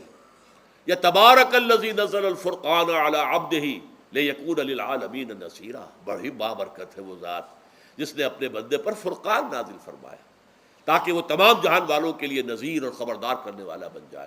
یہ قرآن کی عظمت کا احساس، اور ظاہر بات ہے جس قدر کسی نعمت کی قدر و قیمت کا احساس ہوگا اسی قدر تو آپ شکر ادا کریں گے۔ اگر آپ نے کسی بچے کے ہاتھ پر ہیرا رکھ دیا، اسے کیا پتا یہ ہیرا کس بلا کا نام ہوتا ہے، وہ سمجھے گا کانچ کا ٹکڑا ہے۔ لیکن اگر کوئی واقعتاً کوئی جوہر شناس ہو، جوہری ہو، اس کو آپ ہیرا دیں گے تو اسے معلوم ہے کہ مجھے کیا چیز دی گئی ہے۔ اس کے اندر جو شکر پیدا ہوگا وہ اس بچے کے اندر تو نہیں پیدا ہو سکتا جسے معلوم ہی نہیں۔ تو قرآن مجید کی اصل عظمت سے انسان واقف کب ہوگا؟ جبکہ اس کے ذریعے سے اس کی روح کو ایک حیات تازہ مل جائے اور اس طرح وہ پروگرام ریورس ہو جائے جو عام طور پر چل رہا تھا، ساری توجہ اپنے جسم پر، اس کے تقاضوں پر۔ جسم میں تھوڑی سی پھنسی نکل آئی ہے، بھاگ رہے دوڑ رہے اس کے علاج کے لیے، کوئی اور مرض لاحق ہو گیا، بھاگ رہے دوڑ رہے اس کے علاج کے لیے، بڑی بڑی فیسیں بھی دے رہے ہیں، ساری جسم کی پرواہ ہے نا۔ روزانہ نہا رہے ہیں اور اچھے سے اچھا صابن لا کر نہا رہے ہیں، وہ جسم کی پرواہ ہے نا، اس کی دیکھ بھال ہے، روح کی طرف توجہ ہی نہیں۔ یہ ہے وہ بات جو کہی گئی ہے سورہ حشر میں، اور جسے علامہ اقبال نے پھر اپنے فلسفہ خودی کی اساس اور سورس قرار دیا ہے۔ وَلَا تَكُونُوا كَالَّذِينَ نَسُوا اللَّهَ فَأَنسَاهُمْ أَنفُسَهُمْ أُولَٰئِكَ هُمُ الْفَاسِقُونَ۔ دیکھو اے مسلمانوں، ان لوگوں کے مانند نہ ہو جانا جنہوں نے اللہ کو بھلا دیا تو اللہ نے انہیں اپنے آپ سے غافل کر دیا، اور یہی لوگ فاسق و فاجر ہیں۔ یہ سوال پیدا ہوتا ہے کہ انسان اپنے آپ سے کہاں غافل ہوتا ہے؟ کیا اپنے وجود حیوانی سے غافل ہوتا ہے؟ کیا بھوک لگتی ہے تو وہ ادھر ادھر منہ نہیں مارتا، غذا کو حاصل کرنے کے لیے کوشش نہیں کرتا؟ پیاس لگتی ہے تو کیا پانی یا کوئی اور مشروب تلاش نہیں کرتا؟ کوئی بیماری لاحق ہوتی ہے تو کیا اس کے علاج کی طرف توجہ نہیں کرتا؟ اسے آرام کی حاجت ہوتی ہے تو آرام نہیں لیتا؟ اپنے اس وجود سے تو غافل نہیں۔ کون سے وجود سے غافل ہوا ہے؟ وہ روحانی وجود سے غافل ہے، بھول گیا کہ میرے اندر روحانی وجود بھی ہے اور اس کا تعلق ذات باری تعالیٰ کے ساتھ ہے۔ اس نے سمجھا کہ میں بس حیوان ہوں، نرا حیوان ہوں، اپنے اس وجود کی اصل حقیقت ہی سے بے خبر، غافل۔ چنانچہ آج کے دور کا سب سے بڑا المیہ کیا ہے؟ ڈاروین کے نظریے کے جو اثرات پیدا ہوئے ہماری معاشرت پر، ہماری سوچ پر، ہمارے فکر پر، ہمارے فلسفے پر، ہماری سوشولوجی پر، وہ کیا ہے کہ ہم بھی نرے حیوان ہیں۔ اللہ اللہ خیر صلی اللہ۔ یہ سب سے بڑی محرومی ہے اس دور کی کہ انسان اپنے اصل شرف سے خود ہی مستعفی ہو گیا۔ ہمارا کوئی وجود ہے ہی نہیں روحانی وغیرہ، روح کسے کہتے ہیں ہم نہیں جانتے، بس یہ جسم ہے۔ ہم اللہ کو نہیں جانتے کون ہے کون نہیں ہے، ہوگا ہم تو اس کائنات کو جانتے ہیں۔ ہم روح سے واقف نہیں، ہم تو اپنے جسم کو واقف ہیں۔ آخرت واخرت سے ہمیں کچھ پتہ نہیں، شاید ہو شاید نہ ہو، کچھ پتہ نہیں، لیکن یہ زندگی تو ہے، اسے ہم جانتے ہیں۔ یہ ہے آج کے انسان کا سب سے بڑا المیہ، اور یہ ہے ماس سکیل کے اوپر ارتداد، ذہنی طور پر مرتد ہو چکے ہیں انسانوں کی عظیم اکثریت مرتد ہو چکی ہے۔ یہ ہے در حقیقت کہ روزہ جو ہے اس پروگرام کو آ کر ریورس کرتا ہے۔ دن میں کھانے پینے، جنسی تقاضے پر پابندی، وہ وجود حیوانی کا وزن کچھ کم ہوا، روح جو دبی ہوئی تھی یا سسک رہی تھی یا بے ہوش تھی یا نیم مردہ تھی، اسے کچھ ریلیف ملا۔ اب اس کے اوپر قرآن مجید کے تیرے ضمیر پہ جب تک نہ ہو نزول کتاب، گرہ کشاہ نہ رازی نہ صاحب کشاف، ہمارے دلوں کے اوپر بارش ہو رہی ہو انوار قرآنی کی۔ وہ ظاہر بات ہے کہ بغیر سمجھے تو نہیں ہوگی بارش، وہ تو آپ کوئی سمجھ رہے ہوں گے تو بارش ہوگی، ورنہ تو یہ ہے کہ ٹھیک ہے میں پہلے بھی عرض کر چکا ہوں آپ کو ثواب تو ملے گا، لیکن یہ ہے کہ وہ اصل مقصد قرآن کی عظمت کا قلب کی گہرائیوں سے اعتراف جو ہے اور اس پر اللہ کا شکر تو ادا ہوگا، لعلکم تشکرون، جبکہ قرآن مجید جو ہے آپ کے قلب کے اوپر نازل ہے، اس کا مفہوم نازل ہے۔ اچھا، اس کا دوسرا نتیجہ کیا نکلتا ہے؟ جب وہ روح جو ہے وہ ہوش میں آئے گی، اس کو حیات تازہ مل گئی، وہ اپنے اصل مرکز اور منبع اور سرچشمہ کی طرف جو ہے متوجہ ہوگی۔ عربی زبان کا ایک مقولہ ہے، کل شیء یرجع الی اصلہ، ہر شے اپنی اصل جڑ کی طرف جو ہے لوٹتی ہے۔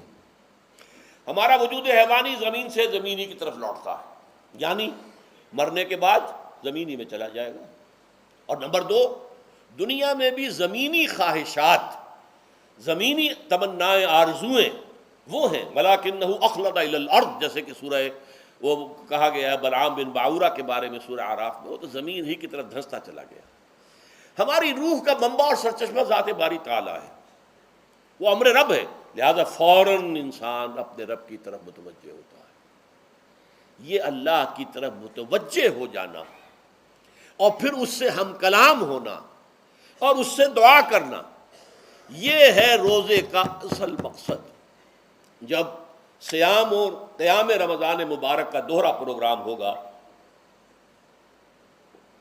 تو روح انسانی یا انسان کا حیوانی وجود اپنے مرکز کی طرف مائل پرواز تھا، حسن، اس کو کہہ لیجئے اپنے مرکز کی طرف مائل پرواز ہے روح، ہر شے اپنی اصل کی طرف لوٹتی ہے، لہذا یہ اللہ کی طرف متوجہ ہوگی۔ یہ اللہ تعالیٰ کی طرف متوجہ ہونے کا معاملہ دنیا میں رہا ہے کہ لوگ کہیں جنگلوں میں جا کر تپسیائیں کر کے، غاروں میں بیٹھ کے، بڑی بڑی ریاضتیں کر کے کیا چاہتے تھے؟ مجھ کو ہے تیری جستجو، مجھ کو تیری تلاش ہے، خالق میرے کہاں ہے تو، مجھ کو تیری تلاش ہے۔ میں نے یہ نظم جو ہے تقریباً 6 سال جو ہے ہر روز صبح، ہمارا جو ہائی اسکول تھا اس میں جو صبح پریئر ہوتی تھی، لوگ سب جمع ہوتے تھے، پورا اسکول جو ہے اس کے ہمارے طلباء، تو یہ نظم جو ہے پڑھی جاتی تھی، مجھ کو ہے تیری جستجو، مجھ کو تیری تلاش ہے، خالق میرے کہاں ہے تو، مجھ کو تیری تلاش ہے۔ روح انسانی چاہتی ہے اللہ کا تقرب، اللہ کے قریب ہونا، اللہ سے رشتہ استوار کرنا۔ یہ وجود حیوانی حائل ہے اس کے راستے میں، یہ حیات دنیاوی اس کے لیے پنجرہ بن گئی ہے، اس روح کے لیے یہ ایک در حقیقت ایک قید خانہ ہے، جیسے کہ حضور نے فرمایا کہ الدنیا سجن المومن وجنت الکافر، مومن کے حق میں یہ دنیا قید خانہ ہے، اس کی روح جو ہے یہاں آ کر اس جسد حیوانی کے اندر جو ہے وہ دفن ہو گئی ہے، قید خانہ ہے، اس پنجرے میں بند ہو گئی۔ تو لیکن وہ کافر کے لیے یہی باغ و بہار ہے، یہیں پر عیش کرنے ہیں، یہیں پر مزے لوٹنے ہیں۔ تو اس سے در حقیقت ریلیف ملتا ہے، تو انسان متوجہ ہوتا ہے اللہ کی طرف اور دعا کرتا ہے، اللہ سے ہم کلام ہوتا ہے۔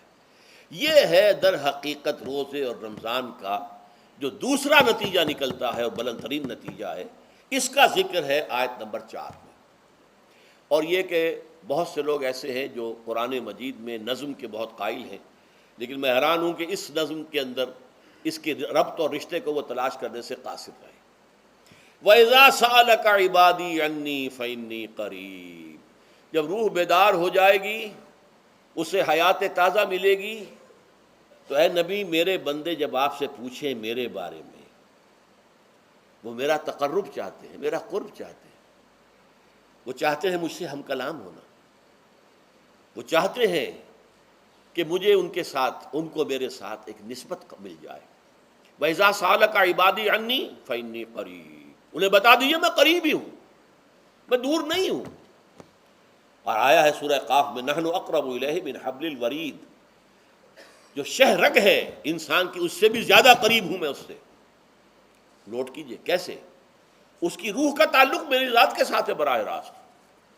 اس کی مثال بھی میں دے چکا ہوں کئی اپنی کتابوں کے اندر. عظمت صوم نامی کتاب سے آپ پڑھیں گے جو حضرات بھی سمجھ سکے پوری طرح اس کو، اس کے اندر یہ بات بیان ہوئی. اور اسی لیے دیکھیے حدیث آخری پڑھ لیجئے کہ حضور نے قرار دیا ہے کہ روزہ جو ہے تمام عبادات کے اندر ایک بالکل منفرد شان کا حامل ہے. وعن ابی ہریرہ رضی اللہ تعالی عنہ، اور یہ متفق علیہ روایت ہے بخاری اور مسلم دونوں کی.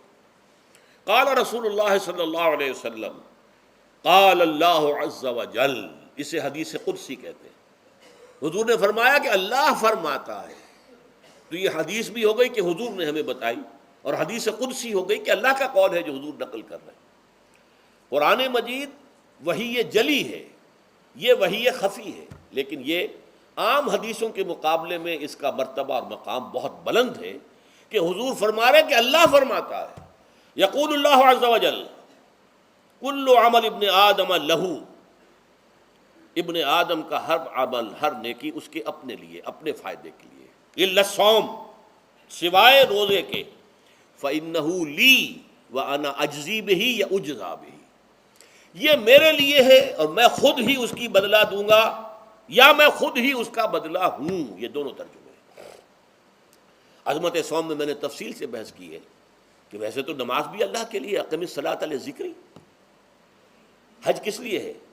للہ علی الناس حج البیت من استطاع الیہ سبیلا، اللہ کے لیے.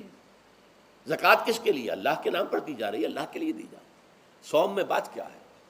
صوم میں اصل چیز ملحوظ کیا ہے؟ روح انسانی کو تازہ کرنا، زندہ کرنا، اس کی حیات تازہ کا بندوبست کرنا، اور روح کا تعلق ذات باری تعالیٰ کے ساتھ ہے.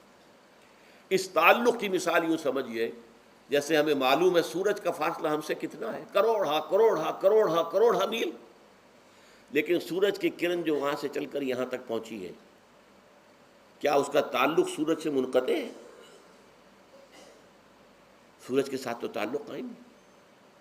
اسی طرح روح انسانی ذات باری تعالیٰ سے بہت دور آ کر کہہ لیجئے ہمارے وجود کے اندر آ گئی، ہمارے قلب کے اندر متمکن ہو گئی.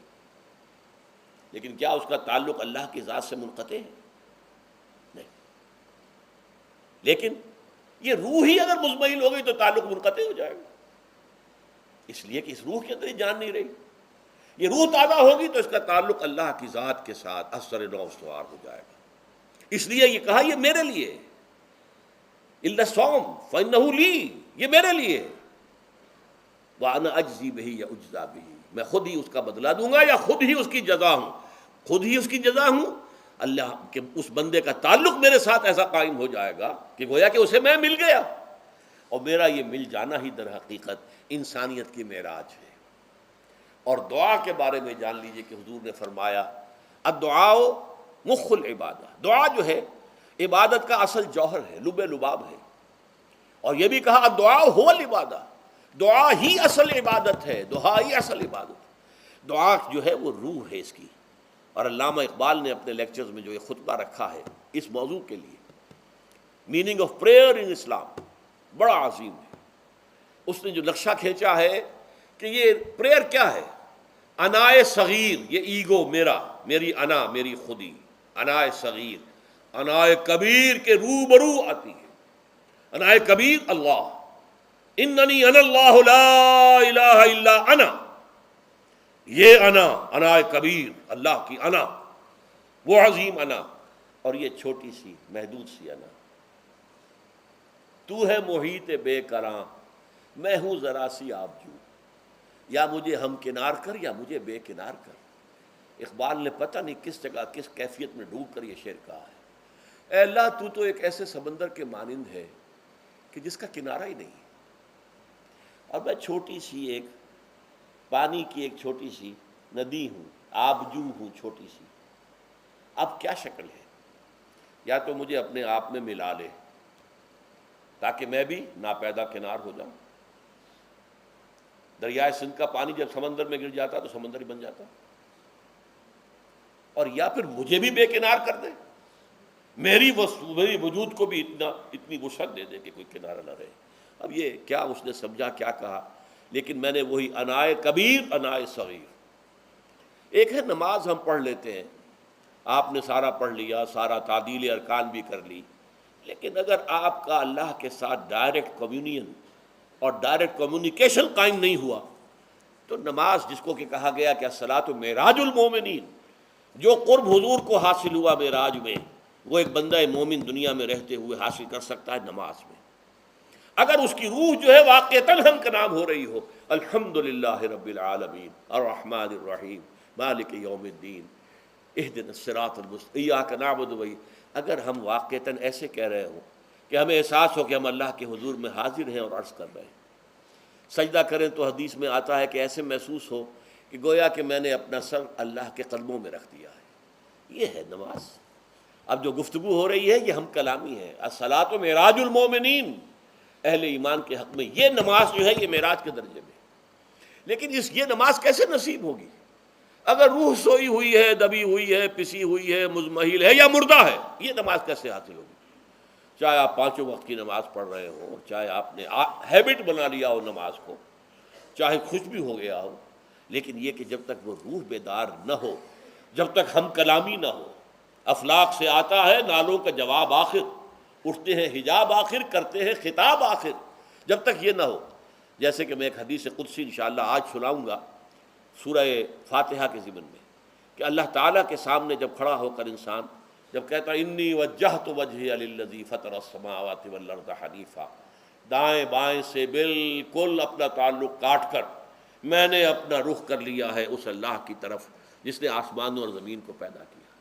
اب یہ توجہ وجہ تو اگر یہ تو ہے چہرہ تو ہم نے کر دیا خانہ کعبہ کی طرف، اندر سے ہماری روح متوجہ نہیں ہوئی، وہ سوئی پڑی ہوئی، اسے پتہ ہی کچھ نہیں کہ کیا ہو رہا ہے.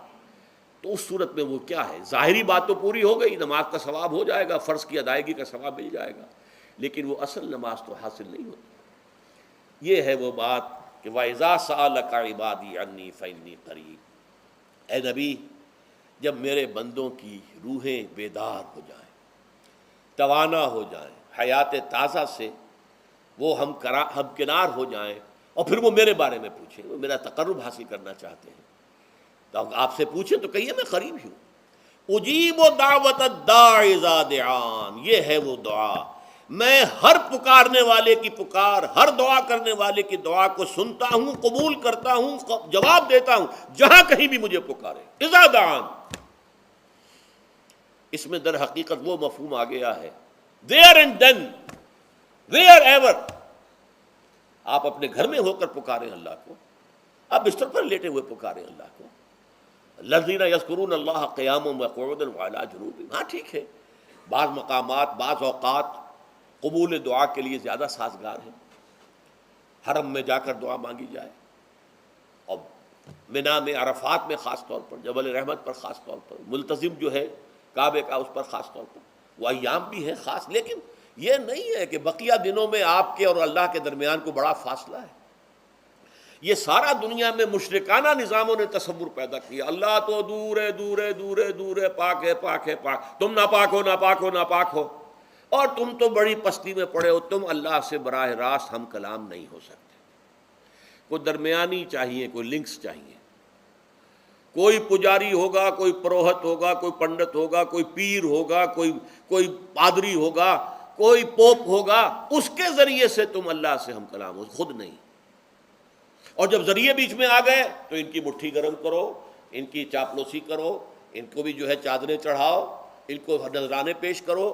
یہ ہے بدترین ایکسپلائٹیشن جو مذہب کے ذریعے سے نوع انسانی کی ہوئی ہے. یہ 2 ایکسپلائٹیشن دنیا میں ہوئی ہے تاریخ انسانی میں. ایک بادشاہوں کی طرف سے خراج دو ہمیں، محنت تم کرو گے کھیت میں، آدھا حصہ ہمارے پاس آئے گا، ہم عیش کریں گے، ہم سٹینڈنگ آرمیز رکھیں گے تاکہ ذرا تم بغاوت کرو تو تمہارا سر کچل دیا جائے. یہ ایکسپلائٹیشن بدترین. مانگنے والا گدا ہے، صدقہ مانگے یا خراج. دوسری طرف ہم بادشاہ ہیں، ہم چندر بنسی سورج بنسی خاندان ہیں، ہم راجپوت ہیں، حکومت کرنا ہمارا حق ہے. اور یہ پنڈت پروہت جو ہے وہ بھی کہیں گے کہ ٹھیک ہے، نصف لی و نصف لک وہذا قوم جاہلون، یہ عوام جو ہے ان کا خون چوسو، ہمیں یہ نذرانے پیش کریں، بتوں کو آ کے چڑھاوے چڑھائیں اور تمہیں خراج دیں اور ٹیکس دیں. They are to be exploited. Exploit ہو رہا. اسلام نے آ کر دونوں کا خاتمہ کیا. کوئی ملوکیت نہیں. زکوٰۃ ہے تو غربا کے لیے، بادشاہ کے لیے نہیں ہے. یہ تو غربا کے لیے، لہذا کوئی ٹیکس نہیں. نمبر 2، اللہ سے ہم کلام ہونے کے لیے کسی دربان، کسی جو ہے پہرے دار کی مٹھی گرم کرنے کی ضرورت نہیں. جب چاہو ہم کلام ہو جاؤ. دل کے آئینے میں ہے تصویر یار، جب ذرا گردن جھکائی دیکھ لی. یہ تو تم ہماری طرف متوجہ نہیں ہوتے. ہم تو ہر وقت کہتے ہیں، ہر شب کو آخری لمحات جو ہیں، آخری جو گھنٹے ہیں رات کے، سمائے دنیا تک ہم نزول فرما لیتے ہیں تمہارے لیے. اور پکارنے والا پکارتا ہے، حل من مستغفر فاغفر له. ہے کوئی استغفار کرنے والا کہ میں اسے بخش دوں؟ حل من سائل فاعطیہ. ہے کوئی مانگنے والا کہ میں اسے عطا کروں؟ تم ہی سوئے رہتے ہو، انٹا غفیر رہتے ہو، تمہیں ہماری طرف توجہ نہیں ہے.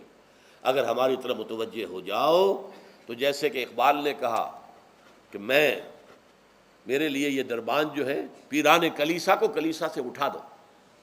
کیوں خالق و مخلوق میں حائل رہے پردے. اور یہ میں نے کئی مرتبہ بیان کیا ہے. ہمارے ہاں وہ پی جو جماعت بنی تھی ایک، اب اس میں 2 پییں اور ایڈ ہو گئی ہیں. پی پھر وہ پیٹریٹ، اور اس سے آئے اپنے پہلے پارلیمنٹیرین کی پی آ گئی اور پھر پیٹریٹ کی آ گئی. 5 پیس ہو گئی. اسی طرح گنتی ہے ہندوستان میں پنڈت، پروہت اور پجاری. 3 پے تو یہاں تھی. پیر، ایران کا پیر، اور پوپ اور پادری، یہ سب پے سے شروع ہوتے ہیں الفاظ. اور یہ سب در حقیقت جو ہے شروع ہونے والے الفاظ، یہ در حقیقت انسانوں کی بدترین ایکسپلائٹیشن کا ذریعہ ہے. وَإِذَا سَأَلَكَ عِبَادِي عَنِّي فَإِنِّي قَرِيبٌ أُجِيبُ دَعْوَةَ الدَّاعِ إِذَا دَعَانِ فَلْيَسْتَجِيبُوا لِي. ہاں ایک تقاضا ہے، لیکن اس سے پہلے یہ بات سمجھ لیجئے، میں اس آیت کو میگنا کارٹا جسے کہا جاتا ہے حقوق انسانی کا سب سے بڑا چارٹر، میں اس سے کہیں بڑا چارٹر قرار دیتا ہوں. کہ اللہ کہتا ہے مجھ سے ہم کلام ہونے کے لیے کسی واسطے کی، کسی وسیلے کی کوئی حاجت نہیں. جب چاہو مجھ سے ہم کلام ہو جائے. ہاں ایک شرط ہے، فَلْيَسْتَجِيبُوا لِي. چاہیے کہ وہ میری بات بھی قبول کریں، میرے احکام کو تسلیم کریں، میرے فرامین کان سے کھول کر سنیں، ان پر دل سے عمل کریں. فَلْيَسْتَجِيبُوا لِي. یہ ون وے ٹریفک نہیں ہوگا کہ ہم تمہاری دعائیں قبول کریں اور تم ہماری باتوں سے پہلو تو ہی کرو، سنی انسنی کر دو. یہ نہیں ہوگا. یہ ایک 2 وے تعلق ہے جسے آج کل کہا جاتا ہے بائی لیٹرل تعلق ہے. بائی لیٹرل تعلق ہے اللہ اور بندے کے درمیان. بندہ توبہ کرتا ہے معاصی سے، اللہ تعالیٰ بھی اس کے لیے بھی لفظ تواب ہے، وہ بھی اپنی رحمت کے ساتھ دوبارہ متوجہ ہو جاتا ہے. تم اللہ کو یاد کرو، فاذکرونی اذکرکم، مجھے یاد رکھو میں تمہیں یاد رکھوں گا. ان تنصروا اللہ ینصرکم، اگر تم اللہ کی مدد کرو گے اللہ تمہاری مدد کرے گا. یہ ہے 2 طرفہ معاملہ. اسی طریقے سے تم چاہتے ہو کہ میں تمہاری دعائیں قبول کروں، اجیب دعوت الداعی اذا دعان، میں ہر پکارنے والے کی پکار کو سنتا ہوں جب اور جہاں، ویئر اینڈ وین وہ مجھے پکارے. لیکن لازم ہے فلیستجیبوا لی، وہ بھی میرا کہنا مانے، میرے فرامین کو کھلے کانوں سنے اور تہہ دل سے اس پر عمل کرے. ولیؤمنوا بی، اور مجھ پر ایمان پختہ رکھے، یقین اس کے ساتھ مجھے پکارے. لعلہم یرشدون، اب یہ سب سے بڑا لفظ آ گیا، تاکہ انہیں رشد حاصل ہو جائے. رشد، فوز، فلاح، رشد، یہ کئی الفاظ ہیں. فوز فائز، فلاح مفلحون، رشد راشدون.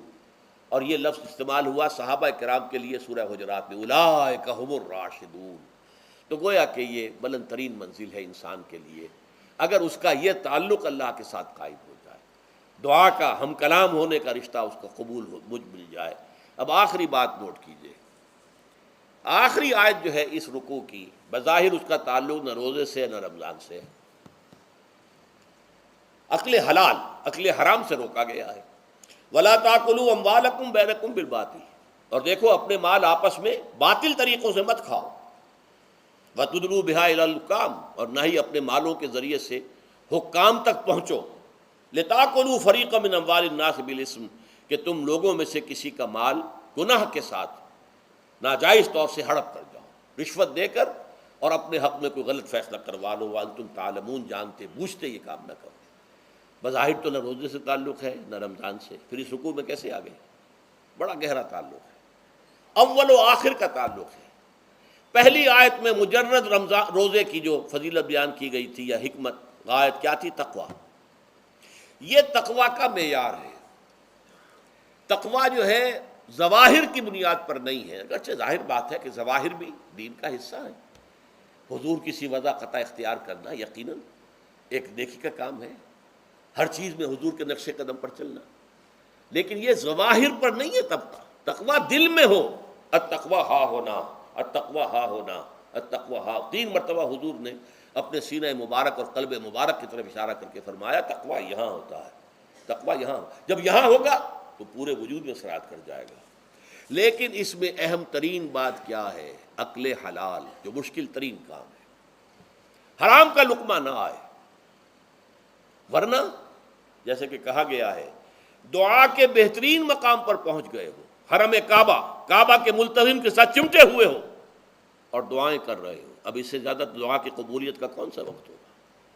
یا آپ کھڑے ہو گئے جبل رحمت کے اوپر سب سے اونچے مقام پر جا کر، اور آپ نے 2 گھنٹے سے ہاتھ اٹھائے ہوئے ہیں، اللہ اے اللہ یا رب یا رب، لیکن حضور نے فرمایا کہ ایسے بہت سے لوگ ہیں، رجل یطیل السفر اشخص اغبرا، ایک شخص ہے سفر کی وجہ سے بہت لمبا سفر کر کے دربادہ تھکا بازا ہے، اور اس کا وہ احرام جو ہے وہ بھی میلا کچیلا ہو چکا ہے۔ ظاہر بات ہے آج کی بات نہیں ہو رہی ہے، جبکہ آپ 4 گھنٹے میں تو پہنچ گئے جدہ، اور پھر 2 گھنٹے میں مکہ پہنچ گئے، اور جا کر 2 گھنٹے میں آپ نے جو ہے عمرہ کیا اور بات چھٹی، احرام کھل گیا۔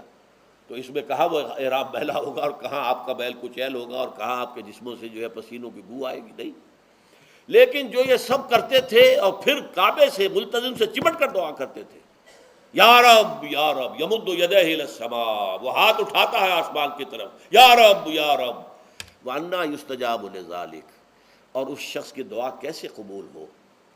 وَمَطْعَمُهُ حَرَامٌ، اس کے پیٹ میں جو غذا پڑی ہوئی ہے وہ حرام سے ہے، مَلْبَسُهُ حَرَامٌ، اس کا لباس جو اس نے پہنا ہوا ہے چاہے وہ احرام ہی ہے وہ حرام کے پیسے سے کمایا گیا تھا، وَغُذِيَ بِالْحَرَام، اور اس کا پورا جسم جو ہے جس غذا سے یہ تن و توش تیار ہوا ہے وہ حرام کی غذا۔ ایسے آدمی کی دعا وہاں پہنچ کر بھی قبول نہیں ہوتی۔ لہذا تقویٰ کا اصل معیار عقل حلال، روزی حلال کی، اگر یہ نہیں ہے تو آپ نے متقیوں کی شکل بنا لی اور بہت ہی آپ نے اپنے ظاہر کو جو ہے بہت آراستہ پیراستہ کر لیا سنت رسول سے، لیکن اللہ کی نگاہوں میں اس کی کوئی قدر و قیمت نہیں ہوگی جب تک کہ آپ کا رزق حلال کرنا۔ بارک اللہ لی ولکم فی القرآن العظیم ونفعنی وإیاکم بالآیات والذکر الحکیم۔